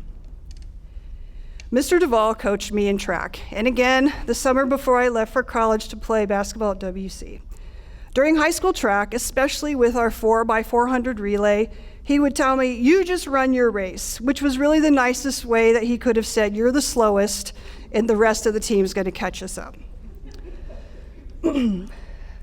Truth be told, our 4x4 team, which consisted of myself, Monica Johnson, Andrea Offlick, and Kristen Inman, did not like the 4x4. Before every race, we would actually go around and question every single runner to see if we had an injury so that maybe we could get out of running the race. We never told anyone, so the secret's out. But we did have the school record for quite a while, so I think we were pretty good. As I said, Mr. Duvall coached me during the summer before my freshman year at WC. He was my strength and conditioning coach, and he gave his time for no fee. He simply wanted me to be successful. I was definitely prepared when I got to WC. I was the fastest and one of the strongest, being the one who had the best time in the 3-mile run. In fact, Coach Sheevy asked me about halfway through the season, "Do you ever get tired?" I was also the only one who could do dips on a dip bar, so that they all thought that was pretty cool. So Mr. Duvall, I can't thank you enough for all you did for me.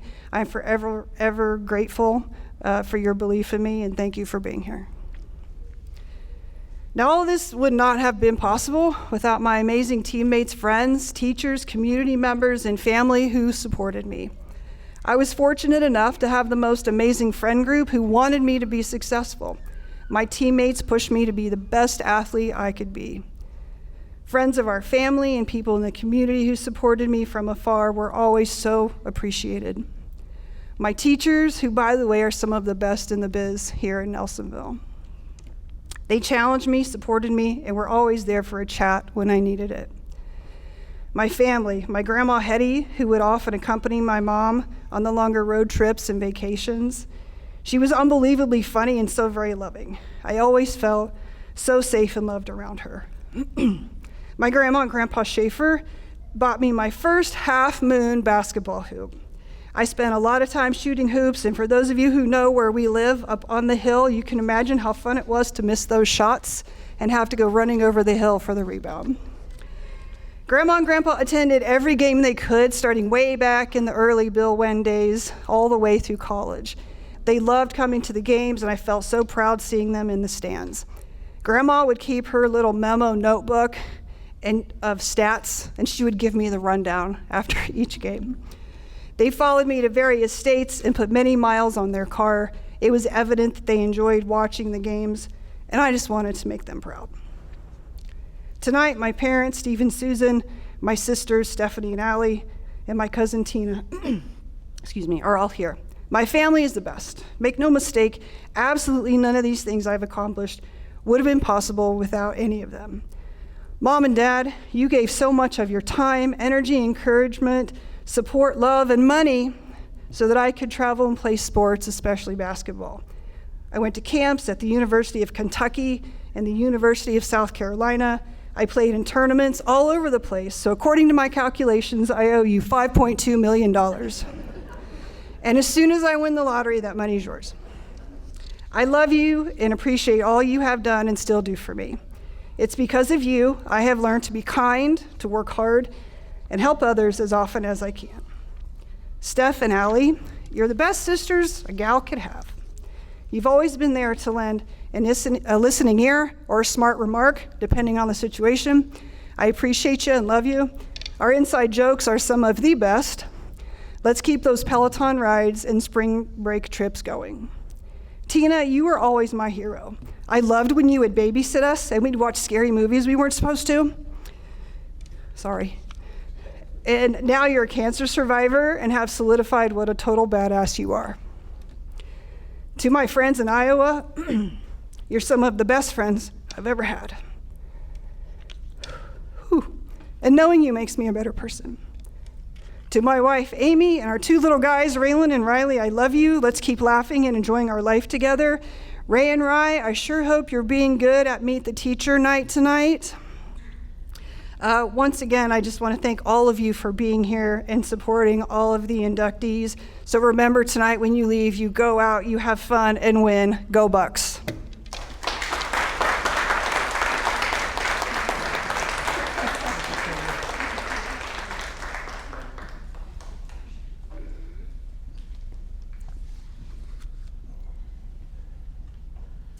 Our next inductee is a 2012 graduate of Nelsonville York High School.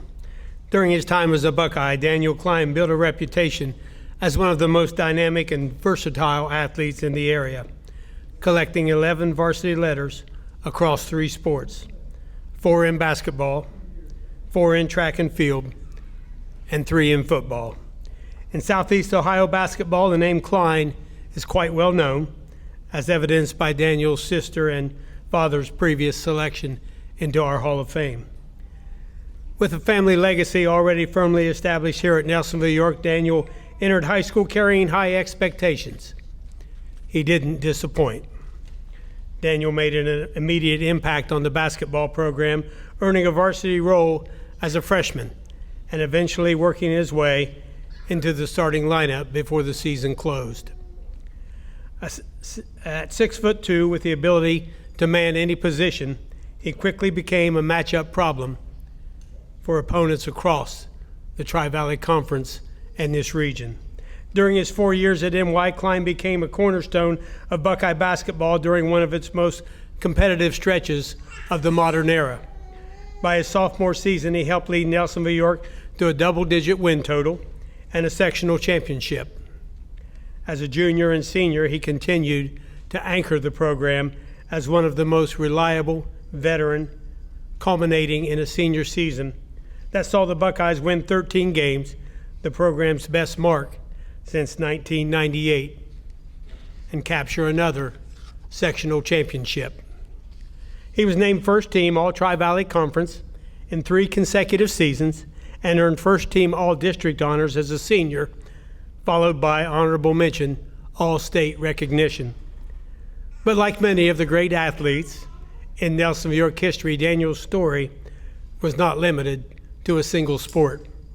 When basketball gave way to spring sports, he transitioned seamlessly to track and field, where his size, speed, and leaping ability made him one of the most dominant multi-event athletes in the conference. Competing in both running and field events, his versatility once again set him apart.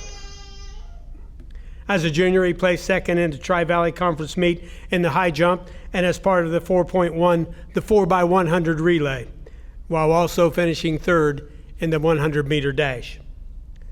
That same season, he qualified for the regional meet in the 100 meters, 400 meters, 4x100 relay, and high jump, a rare level of qualification across both sprinting and field disciplines. During his senior year, he was crowned Tri-Valley Conference champion in both the high jump and long jump, while also placing third in the 100 meters and fourth in the 400 meters. Those performances earned him recognition as the TVC high point scorer, highlighting his ability to impact multiple events at the highest level of competition. He once again would advance to the regional meet in both the high jump and long jump, further completing his status as the most complete track and field athlete in program history. By the end of his career, Daniel left his mark throughout the record book, including the second best long jump in school history, third fastest times in both the 4x200, 4x400 relays, and top 5 finish in the high jump. As a 3-year starter on the gridiron for the Buckeyes, Daniel's impact would be felt on both sides of the ball. He began his career contributing as a sophomore tight end, averaging over 15 yards per reception. His junior year, he recorded 32 receptions for 493 yards and 8 touchdowns, while also manning defensive ends and at times outside linebacker for the Buckeyes. At the end of the season, he would be named first team All-Tri-Valley Conference, first team All-District, and honorable mention All-State. During his senior year, he was also an important cog in one of the most prolific offenses in Buckeye history. The Buckeyes scored 426 points on the season, averaging over 40 points per game. Daniel played a major role in that success, finishing the year with 34 receptions for 578 yards and 8 touchdowns, averaging over 17 yards per catch. He would finish his career with 1,068 receiving yards, 70 receptions, and multiple single-season touchdown marks that placed him among the program's all-time leaders. Among tight ends in school history, he stands at the top of the list in nearly every major receiving category. and remains one of only a select group of Buckeyes to surpass 1,000 career receiving yards. During his senior season, Daniel would once again earn first team All-TVC and first team All-District honors, along with honorable mention All-State recognition. In 2020, he was selected to the Nelsonville York football All-Decade team of the 2010s as a first team tight end and first team defensive end. Whether it was rising to expectations on the basketball court, excelling in multiple disciplines on the track, or dominating on both sides of the football field, Daniel Klein's career stands as a model of consistency and elite level performance. His legacy places him firmly among the most accomplished and multi-sport athletes in Nelsonville York history. Growing up with Daniel, he and I were just so close playing basketball all the time. I think for a lot of us growing up playing sports, he was someone that a lot of his peers idolized and wanted to be like him a lot. It was pretty evident from early on that Daniel was the best athlete on the court, on the field. He had great ball handling skills. He could shoot. He was just, an all-around great player. Daniel was the kid growing up that, you just wanted to be like when it came to playing sports and athletics. This was the best kid, always, far and away. Taller, faster, stronger than everybody, just like a full athlete in whatever sport that he played. Daniel and I had an even better relationship on the football field. There were a lot of times where he made me look a lot better than I actually was. Daniel was essentially a security blanket. I knew if I just put it in the vicinity, he was going to go up and get it. Whether it was a short route, a deep route, behind the line of scrimmage, or 30 yards downfield, I knew if I gave Daniel a chance to get the ball, he was going to come down with it. There was one play that sticks out in my mind. Our junior year, we're playing Athens at home. Athens just scored to take the lead late in the fourth quarter. The entire game, they had Daniel double covered. Well, we go out there and immediately I see that corner is not only not on Daniel, he's not even on the field. And Daniel and I kind of give each other a signal that says, hey, go get it. I know I threw it up. I know it was a little underthrown, but I knew I'd give Daniel a chance to get it. He'd come down with it. And he came back, he got the ball, and we had, another shot. Now clock rolling under a minute. So Daniel and I knew exactly what to do. And I took a quick drop, threw the ball up, and Daniel came down with it in the end zone. And we ended up going on and winning the game and winning the league. And, we could not have done that had Daniel Klein not been on the field. Like I said, Daniel had that immense innate talent growing up, and to just see how he worked at it and how he got better and progressed as he got older, it was just fun to see the success he had in every single sport. Daniel was one of my most athletic players that I ever coached. His skill set for all the sports was on display. For football, he could go out and catch the ball. Basketball, of course, his running and jumping, and had several dunks. But particularly, I felt like it showed up more in track than anything, because he would do all the things that he was really good at in the high jump and the long jump. I thought that was pretty impressive for his skill set. Like I said, tall kid, fast kid, he could jump out of the gym, he could shoot the ball, he could handle the ball, he could rebound, he could do it all. Daniel was a playmaker. He always had this drive. He would know what needed to be done and he would do it.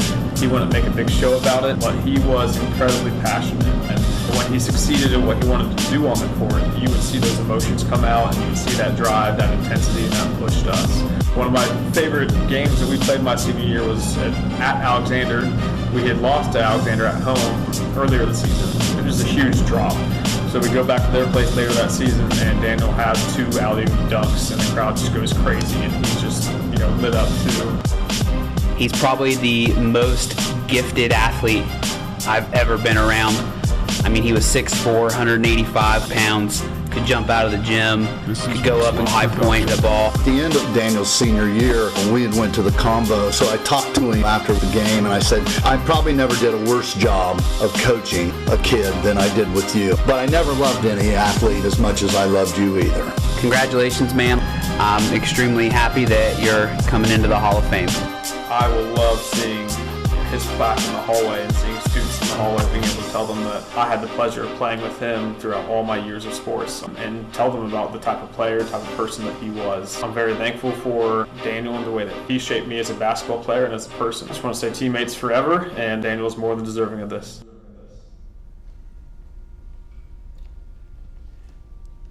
Ladies and gentlemen, I present for induction into the Nelsonville York Athletic Hall of Fame, Mr. Daniel Klein.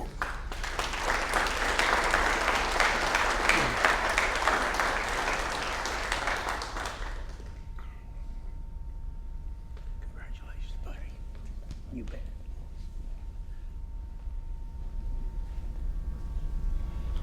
Hello. I'd like to thank Nate for the kind words in the video. First of all, Steve and the rest of the council for deciding me that I deserve to be in this group of people. Yeah, I don't really feel like I do deserve it because, I don't know, there's just many people that are professional athletes and everything else. I just wanted to thank my teammates because, well, I wouldn't have been able to do it without them. And most importantly, my mom and my dad. I'm not the most well-spoken, most, well-dressed, but I got a support system that really can't be broken, and I wanted to thank them for that. I know I've given them lots of headaches in the past with, just the way I am.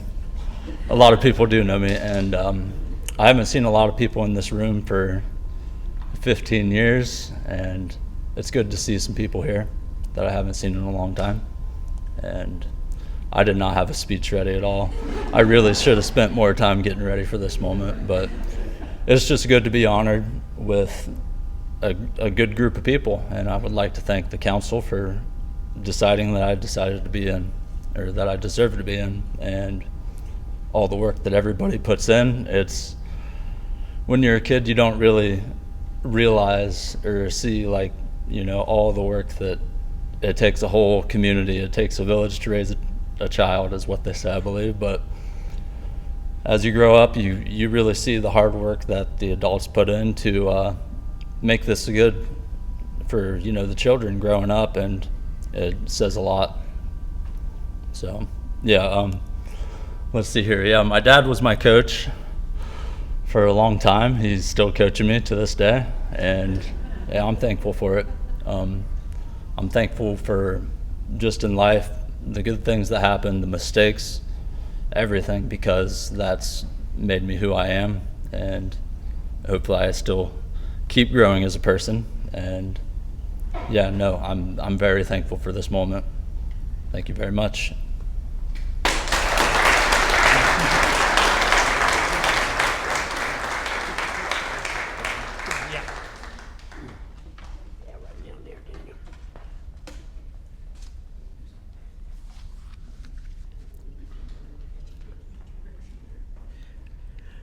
Madison Davis Losey is a 2015 graduate of Nelsonville York High School.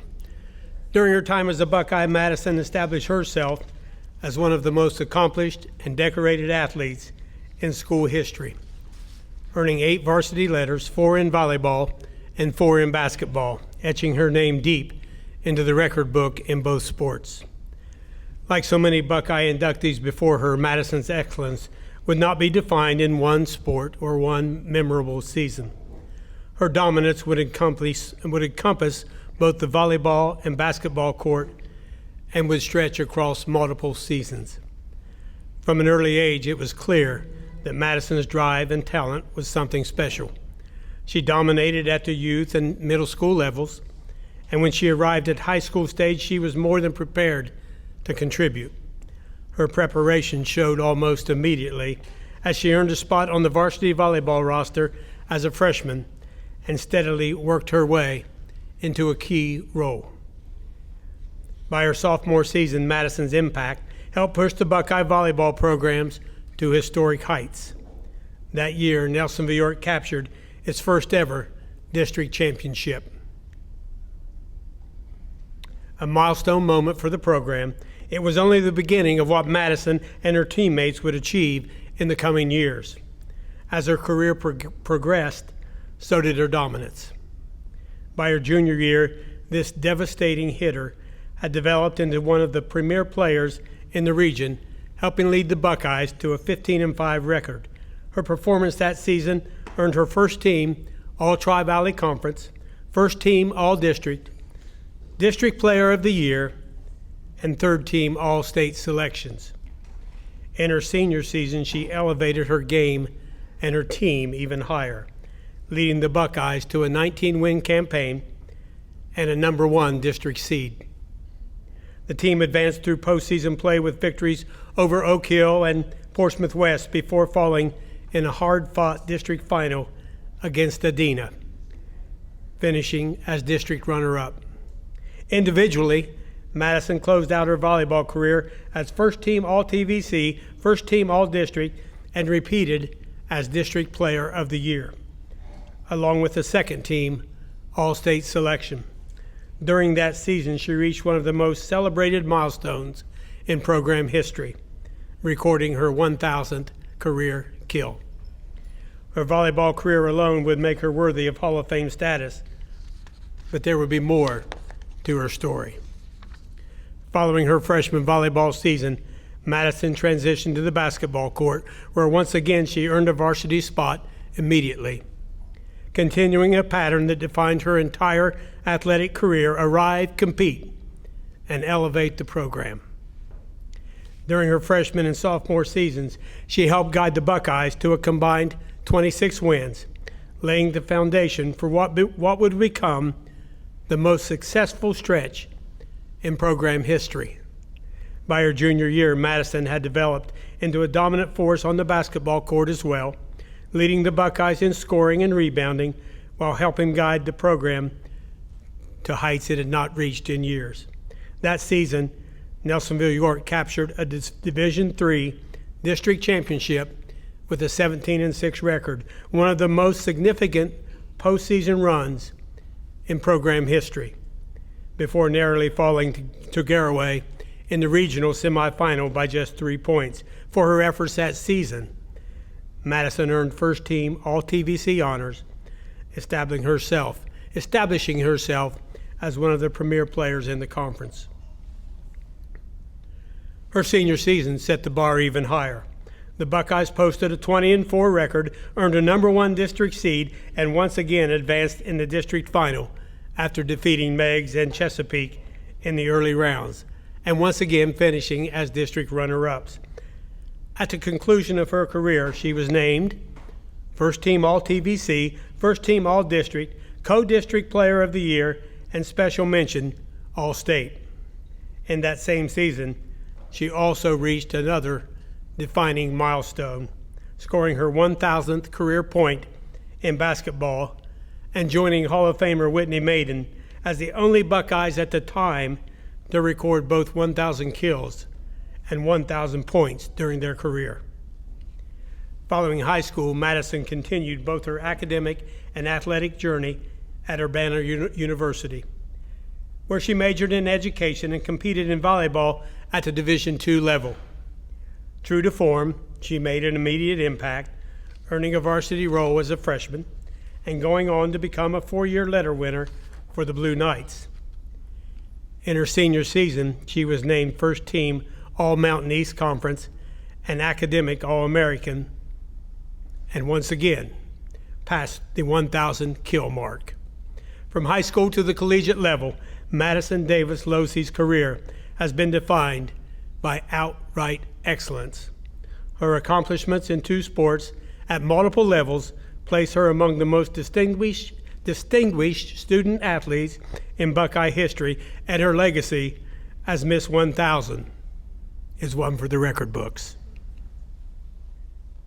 We got super close, and it was really because of the volleyball basketball dynamic. We were really with each other like the whole first part of the school year. She led by example and influenced us all to make the right decisions in season, out of season. What was nice about Madison is she was serious about her sports, but it was never so serious that like we couldn't still have fun. But it was as long as we were doing the right things and getting the reps in, and that same expectation was given by our coaches too, like, you guys can have fun just as long as we're getting the things done. And I think that helped a lot with her being able to lead the way she was, just because she wasn't a loud leader. Like I said, she wasn't overly like dominant about we need to do this or we need to do that. She was more like a lead by example kind of girl. It was just good to see that from the point of view that I played her position in both sports.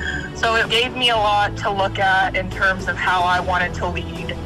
I knew we had something special with Madison. She was a very fierce competitor, came in with the group of juniors and who had been playing for a while and kind of stepped right in and added another key piece to that pretty high, powerful team.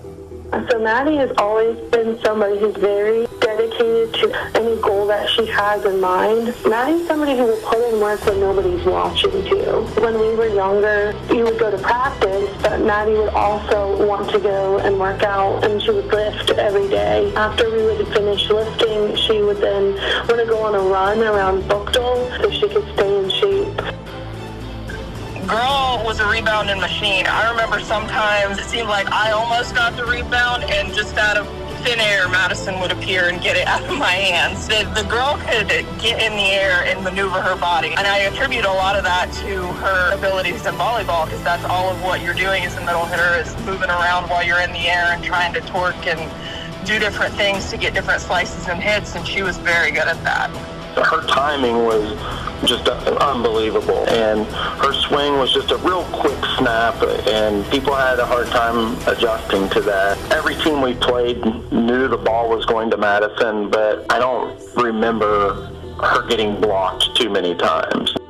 It was just a nice thing to have. You knew you were getting a kill when it was going to Madison. It was a lot of fun to watch her play, just the way that, how fast our offense could go because of her timing and her snap. Madison is a leader that knows how to remain very stable during all circumstances. In the locker room, she's going to get in there and hype up the girls. Once she stepped on the court, she was very emotionally intelligent, where she wouldn't get rattled much at all. Didn't matter if we were losing, didn't matter if we were winning. Madison was able to really walk in and get the job done. We had success as a team for a lot of reasons during those years, but you don't have success if you're not scoring points. So bringing that to the table, she was always one that we could rely on, both on the basketball and the volleyball court, to put up points when needed. I think she'll be known as the dominant force. She was one that on the basketball and the volleyball court, people had to reckon with her. They really had to deal with almost 6 foot tall and that long, and that ability to jump and move your body in the air. I mean, she was a force. Congratulations, Madison. Very well deserved. Even in the time of coaching you, I knew Nelsonville York had something special. I think Madison has a lot of integrity. I think she's a good leader. I think she's a good example of somebody who comes from Southeastern Ohio and puts in work in and can be successful. Her legacy that she's left for Nelsonville York is to work hard and stay driven, and you'll achieve your goals. She's just easy to love. Madison's a great human, and the world needs more people like Maddie in it.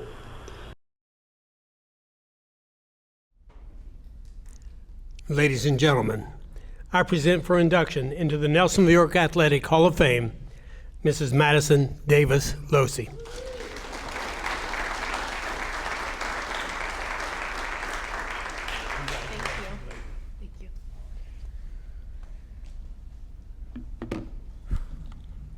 Good evening, everyone. I'd like to start off by thanking the Alumni Association Hall of Fame Committee and Nathan Dean for putting all of this together. Putting on an event like this takes considerable time, effort, and coordination. I'm overwhelmed, humbled, and grateful to receive this honor. After finding out I was going to be inducted into Nelsonville York's Hall of Fame this past spring, I've deeply reflected on my athletic journey and all of the people that were a part of it. This award may have my name on it, but behind it are all the people who supported me, coached me, mentored me, and encouraged me to become the person I am today. I feel it's only right to use this time to acknowledge those individuals. An athlete is a summation of all the coaching and guidance they are afforded through the years, and I was lucky enough to have very consistent coaching. I played under each of them for multiple years. I was given a strong foundation by Chuck Walters, who, along with my father, coached me in basketball from elementary school into middle school. Coach Walters instilled the value of hard work and the importance of the little things. When I think back on those years, I think of his focus on the details, but I also remember laughing all the time. Coach Walters affectionately called us knuckleheads, and we gave him good reason. I distinctly remember our whole team getting in trouble because on the way to a game at Miller, a group of us drank Monster energy drinks on the way there, on the bus. We came out so flat and lethargic. I felt like I was running underwater. Coach Walters let us have it. Safe to say, I learned a very important lesson that day about being game ready. This foundation was built upon by my two high school coaches, Ben Roby in volleyball and my fellow inductee tonight, Amanda Wiseman, then Dalton in basketball. Coach Roby helped me develop into a confident player. He gave me room to grow into a leader and encouraged me constantly. Coach Dalton molded me into a strong, confident woman who believed she could do anything. I think back on my years playing under both of these amazing coaches and realize how lucky I was to have coaching that not only helped me excel as an athlete, but also instilled a love for the game in me. While these were my main coaches, I had a myriad of assistant coaches who had a hand in my development as well. Unfortunately, I don't have time to name all of them, but I do deeply appreciate all the time that they dedicated to not only me, but to Nelsonville athletics as a whole. Along with my consistent coaches, I had amazing teammates who turned into some of my closest friends. From elementary school, I played with Megan Hawley, Amanda Dennis, Bailey Dean, and Haley Hardy. These girls saw every stage of my development as an athlete and have been in every stage of my life since, both the highs and the lows. I am so grateful for their lifelong friendship that started on a court. In high school, I was put on the varsity teams as a freshman, but I never felt like the odd one out. The upperclassmen really took me under their wings and gave me someone to look up to. Some of them are here tonight, such as Caitlin Maiden and Caitlin Hurd, even though I was older than Caitlin. These older girls helped build my competitiveness and showed me that while you can lead from the front, true leaders know the importance of being able to follow. Finally, my family deserves to be acknowledged for the unending support they gave me during my high school and college athletic career. It sounds silly, but I didn't realize how lucky I was to have my family come to all of my games, both home and away. That was just what was normal for me, not just my parents, but my brother, my aunts, my uncles, my cousins, and my grandparents. They were always in the stands for me. Even if we lost or I fouled out, which only happened a time or two, or I played terribly, I knew that I would come out to hugs and encouragement from them all. That kind of support builds a strong sense of resiliency in an athlete and in a person. Thank you to each and every one of my family members. I'd also like to thank my brother Aaron for pushing me to be the best basketball player in our household. Seriously, I was not going to let my little brother out-rebound me, but he did give me a run for my money. I'd also like to thank my grandparents who also showed up for me. And I'd like to take a moment to acknowledge my two grandpas, Grandpa Dick and Grandpa Roberts, who are no longer with us but are certainly smiling down from heaven right now, as they were two major champions of me as an athlete. And I've been saving the best for last, my parents. Both of you gave me everything I needed to excel and then some. You taught me that if I want something, I have to put in the time to get it. You taught me to always respect my coaches and their decisions, especially because at one point or another, you were both one of my coaches. As a mother now myself, I only hope that I can be as dedicated as you were to my children's ambitions. All the time you spent driving me to AAU and club volleyball tournaments, all of the money you invested into my athletic career, all of the post-game breakdowns and advice, and for teaching me the invaluability of a left-handed hook shot. I cannot thank you enough. I think words truly do fall short as I try to express my gratitude to my mom and dad. I love you both, and this is your award tonight as well. As I wrap up, I'd just like to again express my gratitude to the Alumni Association and to Nelsonville York Athletics. Back in 2015, when it was still Twitter and not X, and people still used hashtags, hashtag Buckeye Family became a rallying cry for the athletic teams in my school. Standing here tonight, it's clear just how deep the meaning behind that little hashtag was. Thank you for your time.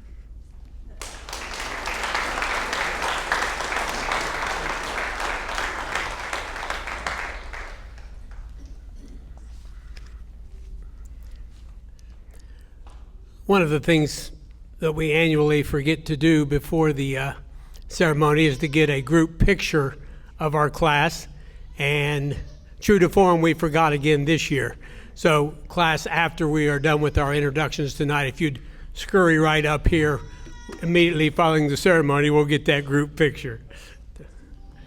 Our next inductee is also a 2015 graduate of Nelsonville York High School.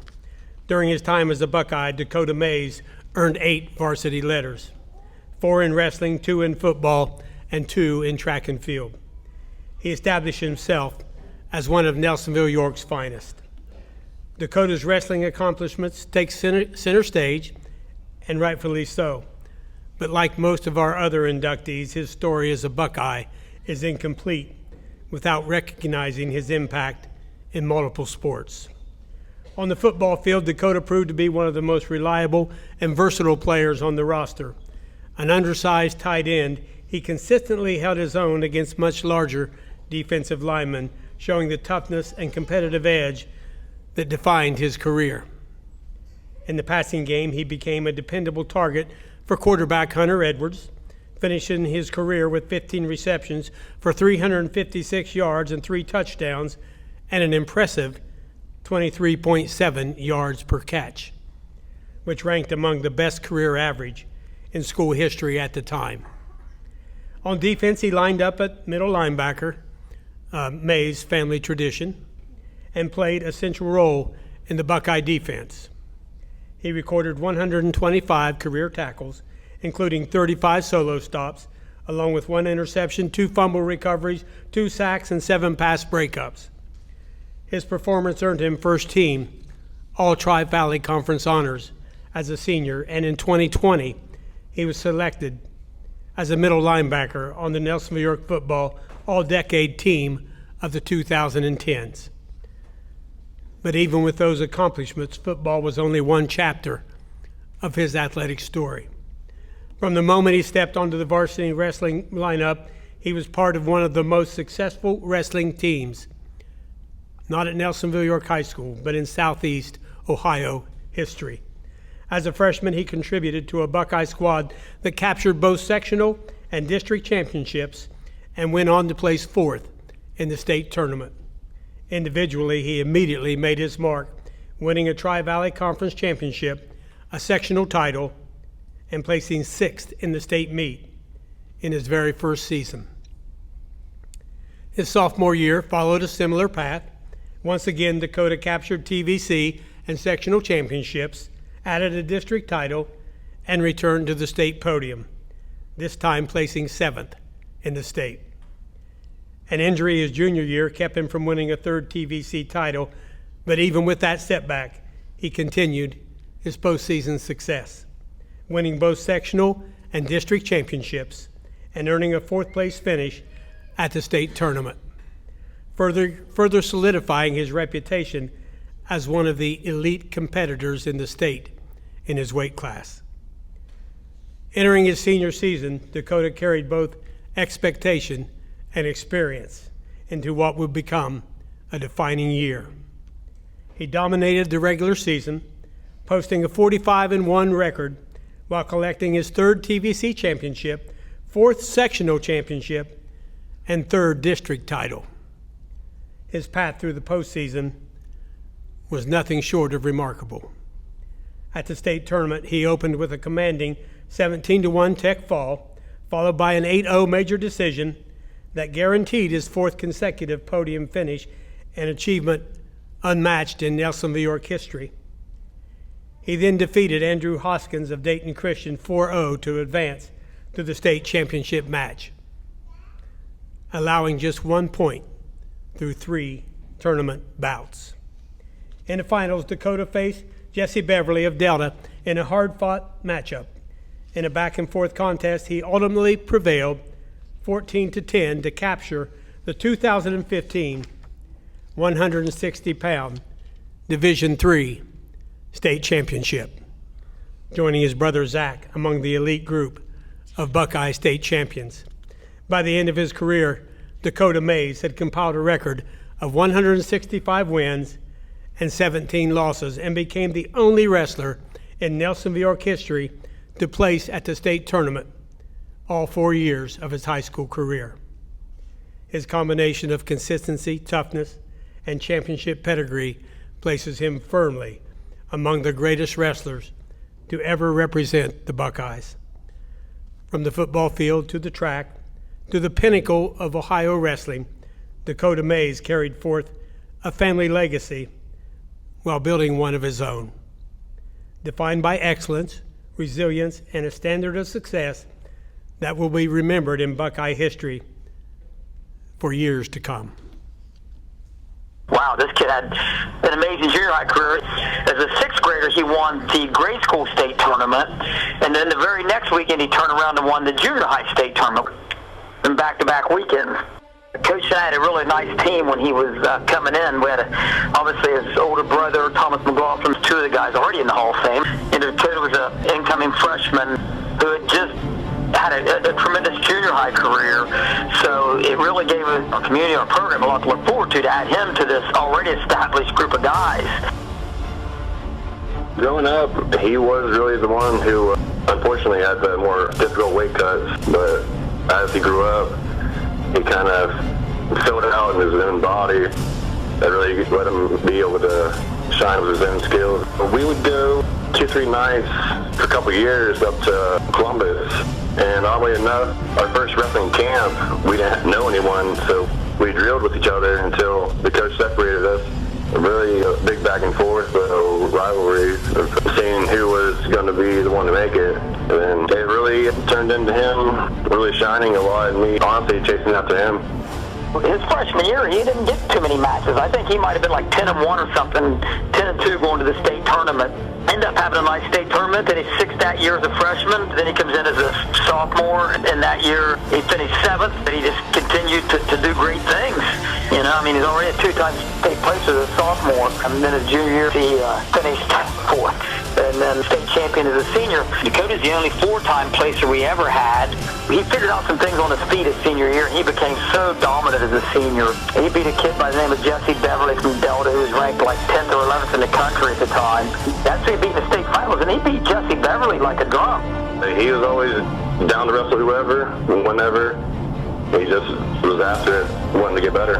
I know he would follow my example and keep everyone in line as far as what's going to make him better. He's going to make them get better. He gets after it. He'll snap your head. You'll know he's there. And before you know it, he's behind you, throwing legs in, working your back. He's just a monster on it. His senior year is when I had this next great class coming in. And so they were all looking at now Dakota, that guy that gets out, and was going to, hey, revamp the next 4 years for us. He demanded respect. He was also a great leader. The kids respected him. They looked up to him. They loved him. I mean, he had great attitude and just unbelievable kid. Man, he's just a tremendous leader for the young kid. He doesn't go 50% at anything. He's doing it the right way, and he's doing it 100%, and he's always all in. Everything he does, he's always all in. Definitely his determination and just proving everything by results. He stepped in a tournament. He was placing top. He wasn't walking away without a medal. His only loss his senior year was to Alex Marinelli. Dakota lost to him at New Lex. Alex Marinelli was a 4-time state champ for St. Paris Graham. Tremendous match. unbelievable. And Dakota lost like 14-10 in that match. Alex Marinelli went on to be, I believe, a 4-time college All-American for the University of Iowa. And Dakota pushed him harder than anybody. And Alex was actually getting really upset during the match because he didn't have his way like he had with everybody else. And Dakota was out there just laughing, having a good old time, and just hanging in there and scrapping with him. If anyone knows him, you know he's a goofball. He likes to pick and poke at you. He very well translated that into wrestling. Just to be able to set you up in a way you won't know what's coming. I appreciate him always leading by example and just being the person he is. And just everything you guys have always meant to our athletic program and our wrestling program. And in our great legacy of Nelsonville York wrestling, he's probably the best wrestler we've ever had.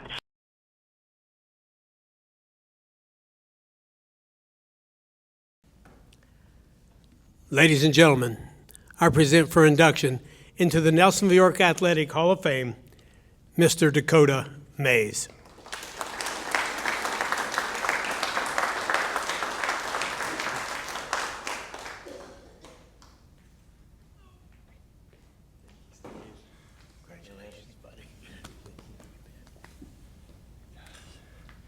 Well, thank you, everybody. Buenas noches. First off, I want to say thank you to the committee, but Nathan Dean. Let's give a round of applause for Nathan Dean.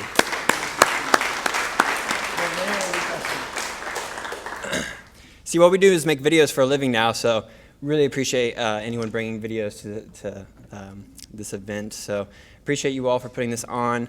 Deeply honored. I do not have a speech. Just like you, Daniel, I'm with you. But I do want to give some thanks to some proper people, starting with Mom and Dad. Love you, Mom and Dad. Some of you in this room know how crazy our life was growing up, but like we went to a lot of wrestling camps, sometimes too many wrestling camps, a lot of tournaments around the country. They kept draining their pockets for us. They spent all their time for us. Grandpa's in the crowd too today, just coming to most of our practices, like doing so much for us. Some of you inductees have mentioned like our family being involved in this, and not until you really look back, you realize like, holy shit, like so many people put energy towards us making these things happen and just having fun as kids as we go through grade school, junior high, and high school, and like having these fun athletic careers.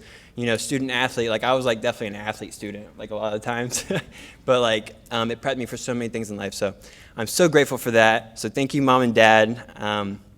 They were taking us to Columbus 3 days a week, sometimes, most weeks of our life. Mondays, Wednesdays, and Sundays, me and my brother both taking a big breath right now as I say that. Like after school, we would get home from wrestling practice and then go to another practice in Columbus, a lot of club wrestling. So that wasn't easy. We had a crazy Russian coach up in Columbus. So we had a crazy Russian coach, and then we had Matt Yenger. So we had those two running the show for us. So you can only imagine, I do not know which one is more crazy or outspoken, but I appreciate them both so much and how they shaped me as a man, a young man too. But yeah, going to Columbus really shaped us so much, putting the extra work in, and it shaped us in how we obviously went towards any sport we did. I sometimes forget about football until we brought up a lot of this, but thank you, Hunter, for all the good passes, making me look good. So much fun. But anyways, all this extra attention put in these sports, like I definitely looked past it growing up. I took it for granted, but now I just shed so much love to you guys, giving us a lot of space. It really feels awesome knowing that you guys put a lot of energy into us, so thank you. Yeah, past that, I would go to Coach Yenger. Coach Yenger, thank you so much. You are the craziest little man ever, and I appreciate you so much. Yeah, there you are. Yeah, you made wrestling a lot of fun. So when we weren't in Columbus, doing our thing, Coach Yenger was able to step up. He was at that level, a really high level for wrestling, did so much for our program. Holy crap. So we were like in the best hands ever when we were in here in Nelsonville training. Of course, the Yenger family, he attracted other people, the McLaughlins, the Hooks, like all these really good wrestlers that led to us having the, really epic team as I was a freshman coming in. So I had like these epic juniors and seniors, my brother, all these upperclassmen just taking me in like so easily and like effortlessly, like high level wrestlers. And Coach Yenger did a great job putting that together. So thank you so much for that, Coach. And Andy Shine isn't here tonight, I don't think, but I want to say thank you to Coach Shine. He was, he didn't get too many words in over Coach Yenger, but like he was there as that grounded coach. He was there as a grounded coach, so I really appreciate you, Coach Shine, for all of that. And I would definitely say thank you to my wrestling team. A lot of us, like when I was a senior, by the time I was a senior in wrestling, a lot of my team were just like, I had Colt Younger on the team, taking wrestling super serious his whole life, but most of our team was just like, they did wrestling for fun, like it was a hobby, but that wasn't a choice here in Nelsonville. Like you were in wrestling and it was like, not easy. Coach put you through a lot of things. So, if it was just a hobby, you kind of just didn't make it through the team week 3. But the ones that stuck with us, like they made it so much fun, like Connor, Meeks, some of you are here, Donovan, Colt. So thank you to all of the team that I had, making wrestling a lot of fun, going to these tournaments, making it not so serious. That was amazing. I appreciate that more than you know, kind of taking the edge off expectations. I already said thank you to Grandpa, but I want to say thank you again. He literally was coming to most of our practices, football practices, wrestling practices, almost every day of the week. Don't know how you did that, but that's amazing. Good for you, and appreciate the love so much. If I'm forgetting anyone, just know I'm thanking you from afar, and I love you. We flew out here all the way from Guatemala. We've been living in Mexico for 4 years, and then we had a Guatemalan chapter. We just bought a property out there, so we've been there for a whole year, and we have not been in the States at all in a while, so it's so good to be back home, seeing all these familiar faces, seeing family, everybody meeting the baby. So amazing. Oh my gosh, so grateful. So thank you to everyone. If I didn't say your name, thank you, and I love you. And I had a few stories in mind that I was going to possibly share. I will bring up one, though, because Coach Younger mentioned it on the video there, which my one loss my senior year. I am so grateful for that loss. It was like the best match of my life, actually. His name was Alex Marinelli. He was ranked #1 in the nation, 4-time state champ. He went on to wrestle for Iowa. He's just a killer, and he beat the crap out of me for 6 minutes. And yes, I was good, right? He beat the crap out of me for 6 minutes. The scoreboard didn't show it, but he really did, and he put it on me. It was like a ringer I've never been in before in my life. And it was towards the end of the season, so what were we like? It was like 2 matches before we started our postseason, sectionals, districts, and states. So it was just like one of our last tournaments, and I'm like, holy crap, I got this guy in my bracket. Senior year, haven't lost, been kicking the crap out of everyone all year long, and I just knew I was in for the battle of my life. And again, he ended up beating me up. Like, first 20 seconds in, I'm like bloody nose. Like, coach is like, you good, man? Like, he really put me through it. After that match, though, if it wasn't for that match, I don't know how my career would have went and my life would have went, but the ending of my wrestling season was perfect because of that match. He just immediately rose my bar, like, I don't know how to explain it, but when you're a wrestler, when you feel different hands put on you, it just immediately makes you step up, and you're like, whoa, there's that level out there. So once you went back to practice, it's just like I was like exposed to a different level, and it just changed my whole attitude for the rest of that season. It like took the edge off of me for the rest of my season, quit worrying about it so much. And by the time I went to the state tournament, I was just ready. We were gung-ho. We were killer mindset, and it was amazing. So the thing with that I want to share is, whatever you're doing in life, it helped me out so much to just expose yourself to the highest levels that you can, whether it's like, we make content now, we do a lot of these things for retreats, we're with a lot of people, and everything I do now, we just surround ourselves by the highest level of people doing the same exact thing, and it just speeds up everything. So it opens you up to a world of possibilities that you didn't know was there. It lets you know what you can tap into in yourself, all the things. You can put it so many different ways, but my one life lesson from that was getting beat up. That one loss my senior year was like, the match I look back to most. I'm most grateful for that because it helped me in life. Now I have a beautiful wife and daughter. Everything's going great. And I keep that mindset with me everywhere. And I just try to surround myself by the best people possible, whatever I'm doing. And it has worked so freaking great. So I appreciate you all for being here, sharing your love, your time. Yeah. Mucho bendiciones. Many blessings. Thank you.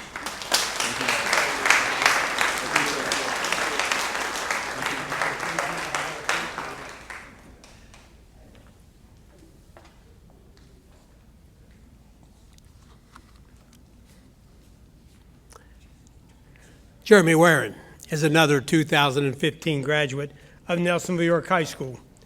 During his time as a Buckeye, Jeremy earned 9 varsity letters, 4 in track and field, 3 in football, and 2 in basketball, establishing himself as another versatile and dynamic Buckeye athlete. Nicknamed Speedy at a young age, he lived up to that moniker throughout his high school career.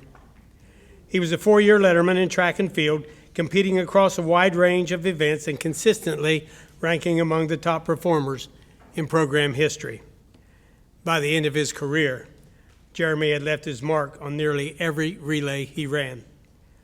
He was part of the 4x8, 4x2 relay teams that recorded the second fastest times in school history, the 4x4 relay that ranks 4th all time, and the 4x1 relay that still sits 5th.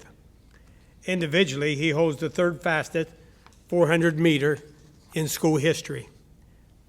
In basketball, Jeremy was a 2-year varsity contributor whose impact often went beyond the box score. Known as one of the team's most reliable defensive players, he used his speed, anticipation, and relentless effort to disrupt opposing guards and limit scoring opportunities. His presence was felt every time he stepped on the court. It was on the football field, though, where Warren's legacy would be cemented. By the time he graduated from NY, he would become one of the most impactful receivers in Buckeye history, leaving our school as its all-time leading receiver. Jeremy began his varsity career as a sophomore, earning a starting role in the secondary. In his first season, he recorded 21 tackles, 11 pass breakups, 5 forced fumbles, and 2 interceptions. As a junior, he expanded his role to both sides of the ball, and his production rose to another level. Defensively, he totaled 41 tackles, 12 pass breakups, 2 forced fumbles, 2 recoveries, and 2 interceptions. Offensively, he emerged as a dangerous playmaker, catching 32 passes for 475 yards while averaging 14.8 yards per reception. He also contributed as a runner, adding 194 rushing yards. His breakout season earned him first team All-Tri-Valley Conference, first team All-District, and honorable mention All-State recognition. His senior season saw him excel as one of the greatest two-way players in the region and in Buckeye history. He continued to shut down opposing passing attacks, finishing again with 44 tackles, 12 pass breakups, 2 interceptions, and another forced fumble recovery. His performance earned him Tri-Valley Conference Most Valuable Player honors. On the offensive side, Jeremy delivered one of the greatest receiving seasons in Nelsonville, York history.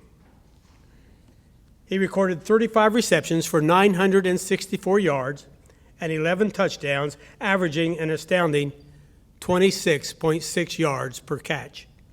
Nearly every touch had the potential to change a game, and many of them did. He also added 188 rushing yards and another touchdown, continuing to showcase his versatility as both a receiver and runner in the Buckeye offense. By the end of his career, Jeremy Warren had rewritten the Nelsonville York record books. He finished with 1,517 career receiving yards, 71 receptions, and multiple school records that still stand today, including most receiving yards in a season, most receiving touchdowns in a season, most receiving yards in a game, and highest yards per reception in a season. His 27.54 career yards per reception also remains atop the Buckeye record book. Defensively, he set the school record for most pass breakups in a career, most pass breakups in a season, and most pass breakups in a single game, along with tying multiple turnover-related records. At the end of his senior season, Jeremy was named first team All-Tri-Valley Conference, first team All-District, and third team All-State. In 2020, he was selected to the Nelsonville York football All-Decade Team of the 2010s as both a first-team receiver and a first-team cornerback, an honor reserved for the most complete players in Buckeye football history. Whether on the track, the basketball court, or the football field, Jeremy Warren's career was defined by speed, playmaking ability, and a rare level of two-way dominance. His name remains firmly etched throughout the record books, and his legacy stands as one of the most explosive and versatile in Nelsonville, York athletic history. Me and Jeremy's always been close ever since I started playing football. I remember we we always had to do fun runs where we would have to run around the field. No matter what, he was always the first one. He was just the quickest person.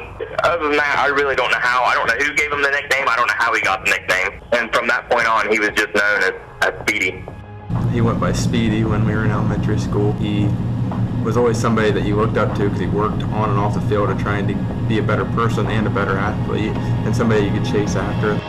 He's always been one of those guys that you wanted to go out and wanted to perform for him. Jeremy was the type that he was the first one in the gym in the morning class, last one to leave. He always was above and beyond. We were kind of taught that way though. You were taught that if you were going to be a starter and a captain, that's what you needed to do. You needed to be a leader on the field, and then when you got to school, you were a leader around the hallways. Before we had those leadership roles, when we were little, we didn't think about that. I just always felt like he was one of those guys that I idolized, looked up to a lot.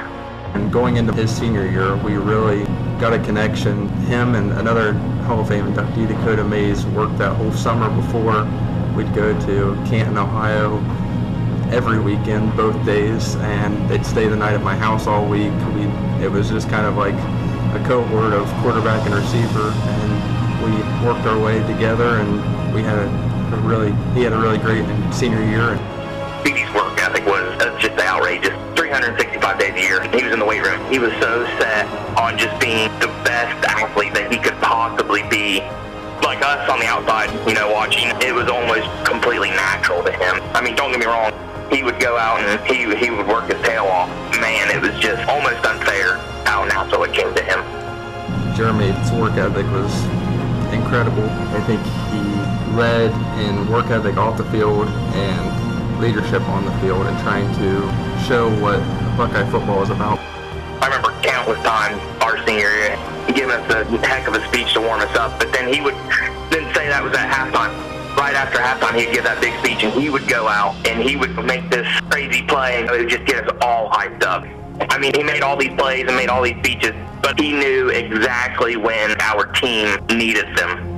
Jeremy was probably more laid back going into a game. He kind of was relaxed going into it, which I think helped him a lot. It was more, let's get in and get the work done, but he very much so played loose. I think you can see that in how he ran his routes and how he carried himself throughout the game. He wasn't thinking about everything he was doing. He was reacting and playing Buckeye football. He'd get amped up and pumped up, but when it came to the game, he was just this cool, calm, collected. It was almost like he had the whole thing planned out, and he knew exactly how it was going to go in his mind. And he would go out and he would capitalize on everything that he knew that he could do. I think Jeremy will be remembered as a good leader and probably the greatest Nelsonville receiver in Nelsonville history. He was just one of the most naturally gifted athletes. If you weren't there to experience him, I just don't think they'll ever comprehend. Yeah, you can go back and watch all those plays and all the videos. I don't think it'll ever do it justice because they don't show all the work that he put in. They don't show all the stuff that he did to be as good as he was. He kind of encompasses everything that Nelsonville football is about. He worked on and off the field. Coming as a receiver at Nelsonville, you got to, back in that era, you had to know that you weren't going to get the ball on every down, but he went out, blocked, did what he needed to do, and then also came up with 900 yards going in his senior season. So he still worked at it every down and kind of represented Nelsonville football. Congratulations, there's nobody more deserving of it. You are the epitome of Nelsonville York sport. There is no one that deserves it more. I mean, I'm not surprised you got in by any means. I knew you would. We as a team are so proud of you, and I'm so glad we're still able to hang out with our busy schedules. Glad our families are close. I'm just super proud of you.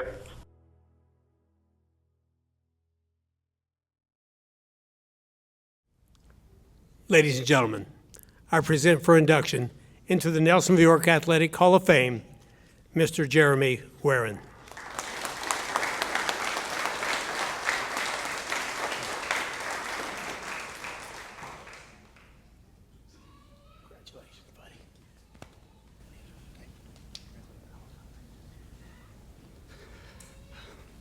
I do have a speech. Not sure if I'm going to use it or not. I might copy Daniel and Dakota a little bit here. First off, I'd like to thank the committee. They put in a lot of time, effort, all the videos they put together. It's just awesome. Bringing back the cherished moments of Buckeye community, the plays from the past and soon to be future. I mean, Nate's putting up videos probably from last year right now.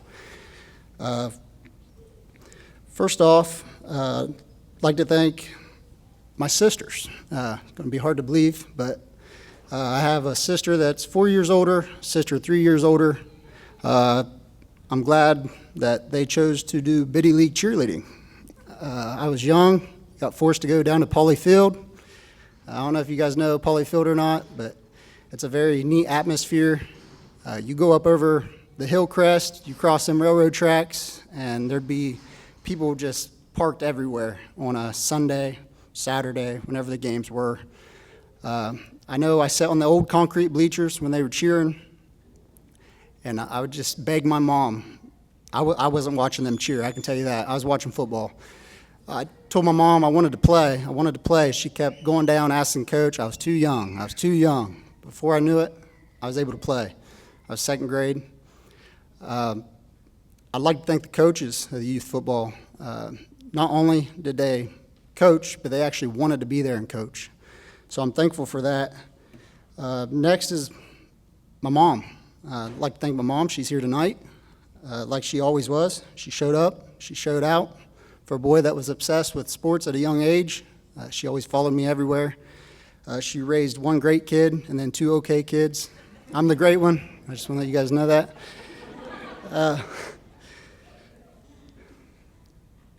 And then I'd like to thank my quarterbacks. So I had two quarterbacks. Colt Adams is here tonight, Hunter Edwards. They had trust in me, so they'd honestly see the way I worked. Thank you for the kind words, Hunter. Highly appreciate it. The way they would just kind of read me, I don't know how they did it. It was just natural to them. It was like, he's going to be open this play, and they'd just throw the ball, and by God, I was open. I really don't want to bring this up because I'll probably start tearing up. I'd like to thank my dad. He's not here with us tonight. He passed away of cancer in 2025. He really taught me how to be tough, and that's something in Nelsonville football you need to be tough. My dad never played football. He was not an athlete, but he knew that I wanted to play the game, and he was going to be there to support me no matter what.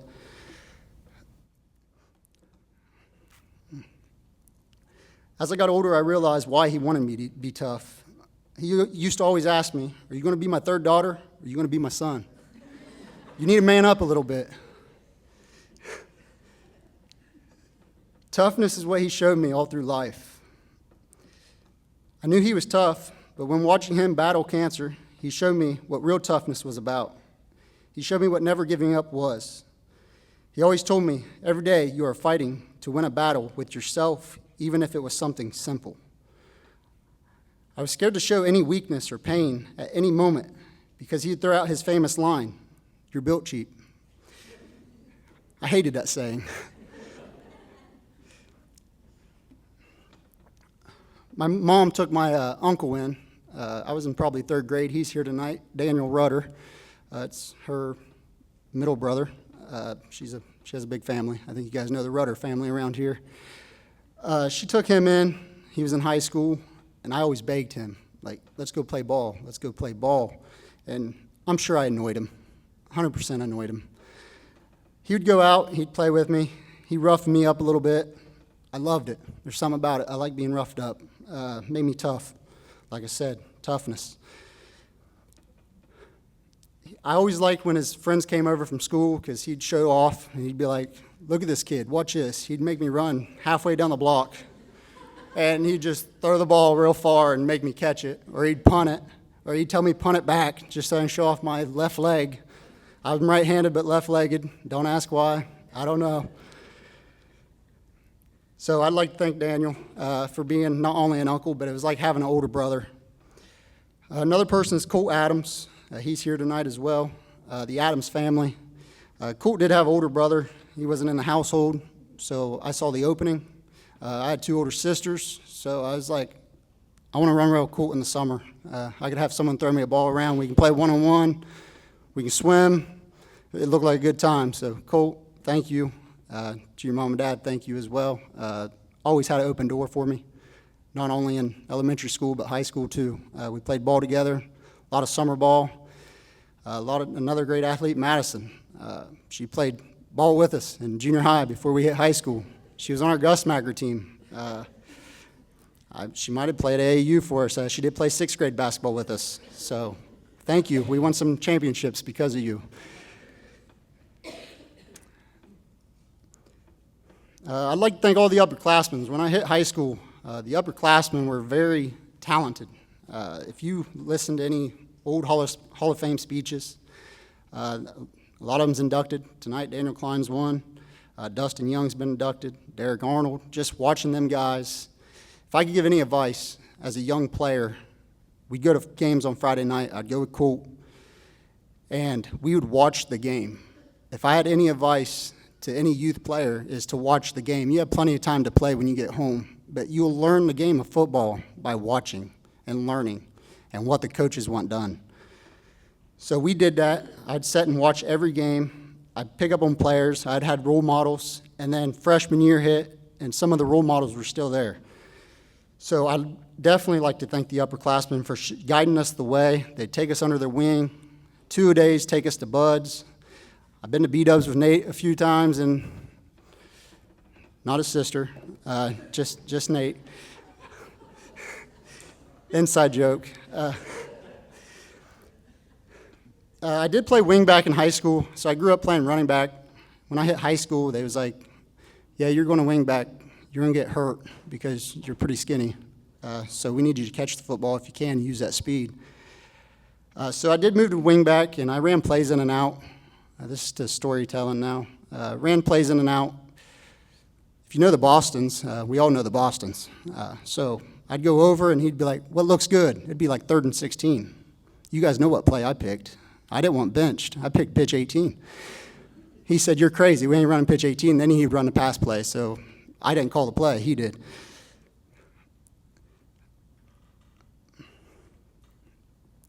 Also, Coach McLaughlin. He was a substitute teacher in gym class my freshman year. We was throwing the ball around the gym, and he yelled at me. He's like, come here. I was scared. I was like, oh, what'd I do? So I go over to him, and he said, what position you play? I told him. I was like, I run the ball a little bit, but it's a wing back. He said, I know what a wing back is. And he said, I see you tossing the ball around. I said, yeah. He said, next time you catch it, tuck it. I never forget that. I still, if I'm warming up with the quarterbacks now, I coach now, help out, I catch it and tuck it because I'm scared that he might be watching. Someone might tell on me. I don't know. But again, the coaches, I want to thank so much from the youth level to all the way up to high school. Jay Klein's here tonight. He preached backpedal, turn, cushion. I still remember that now. Sometimes I might take 2 steps back, and I'm like, I need to drop them hips a little lower. Really thankful. I have a boy now. He's a year and he's 17 months, so a year and a half. If there's one thing I could tell him, he's not going to grow up and be built cheap, so I can't tell you that. Thank everyone for being here. I'm, like I said, honored. It's crazy to be here. I can't believe I'm that old now, to be honest. Congrats to all the other 26 Hall of Famers. It's awesome to be inducted with all of you. Jeremy, I know you spelled your name a little different than mine, but hey, we both got in, so we're here together. But again, I'm the last one to speak, so I'm just going to end it. Go Bucks.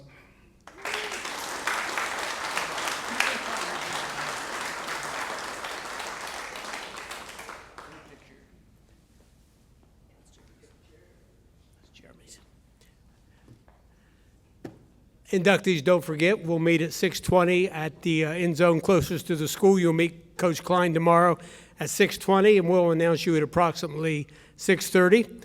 Don't forget also, inductees, that right after I'm done speaking, which will be real quick, we want to get a group picture up here.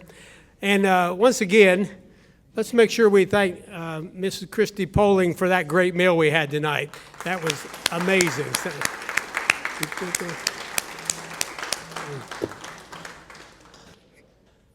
Inductees of our class of Hall of Fame tonight. Would you please rise? Prior inductees into the Nelsonville York Athletic Hall of Fame, please rise. 2026 class of the Nelsonville York Athletic Hall of Fame, welcome. That concludes our evening. We thank you all for coming. Don't forget, Buckeyes beat that team over the hill tomorrow night. Hope you can all be there. Thanks for coming, everyone.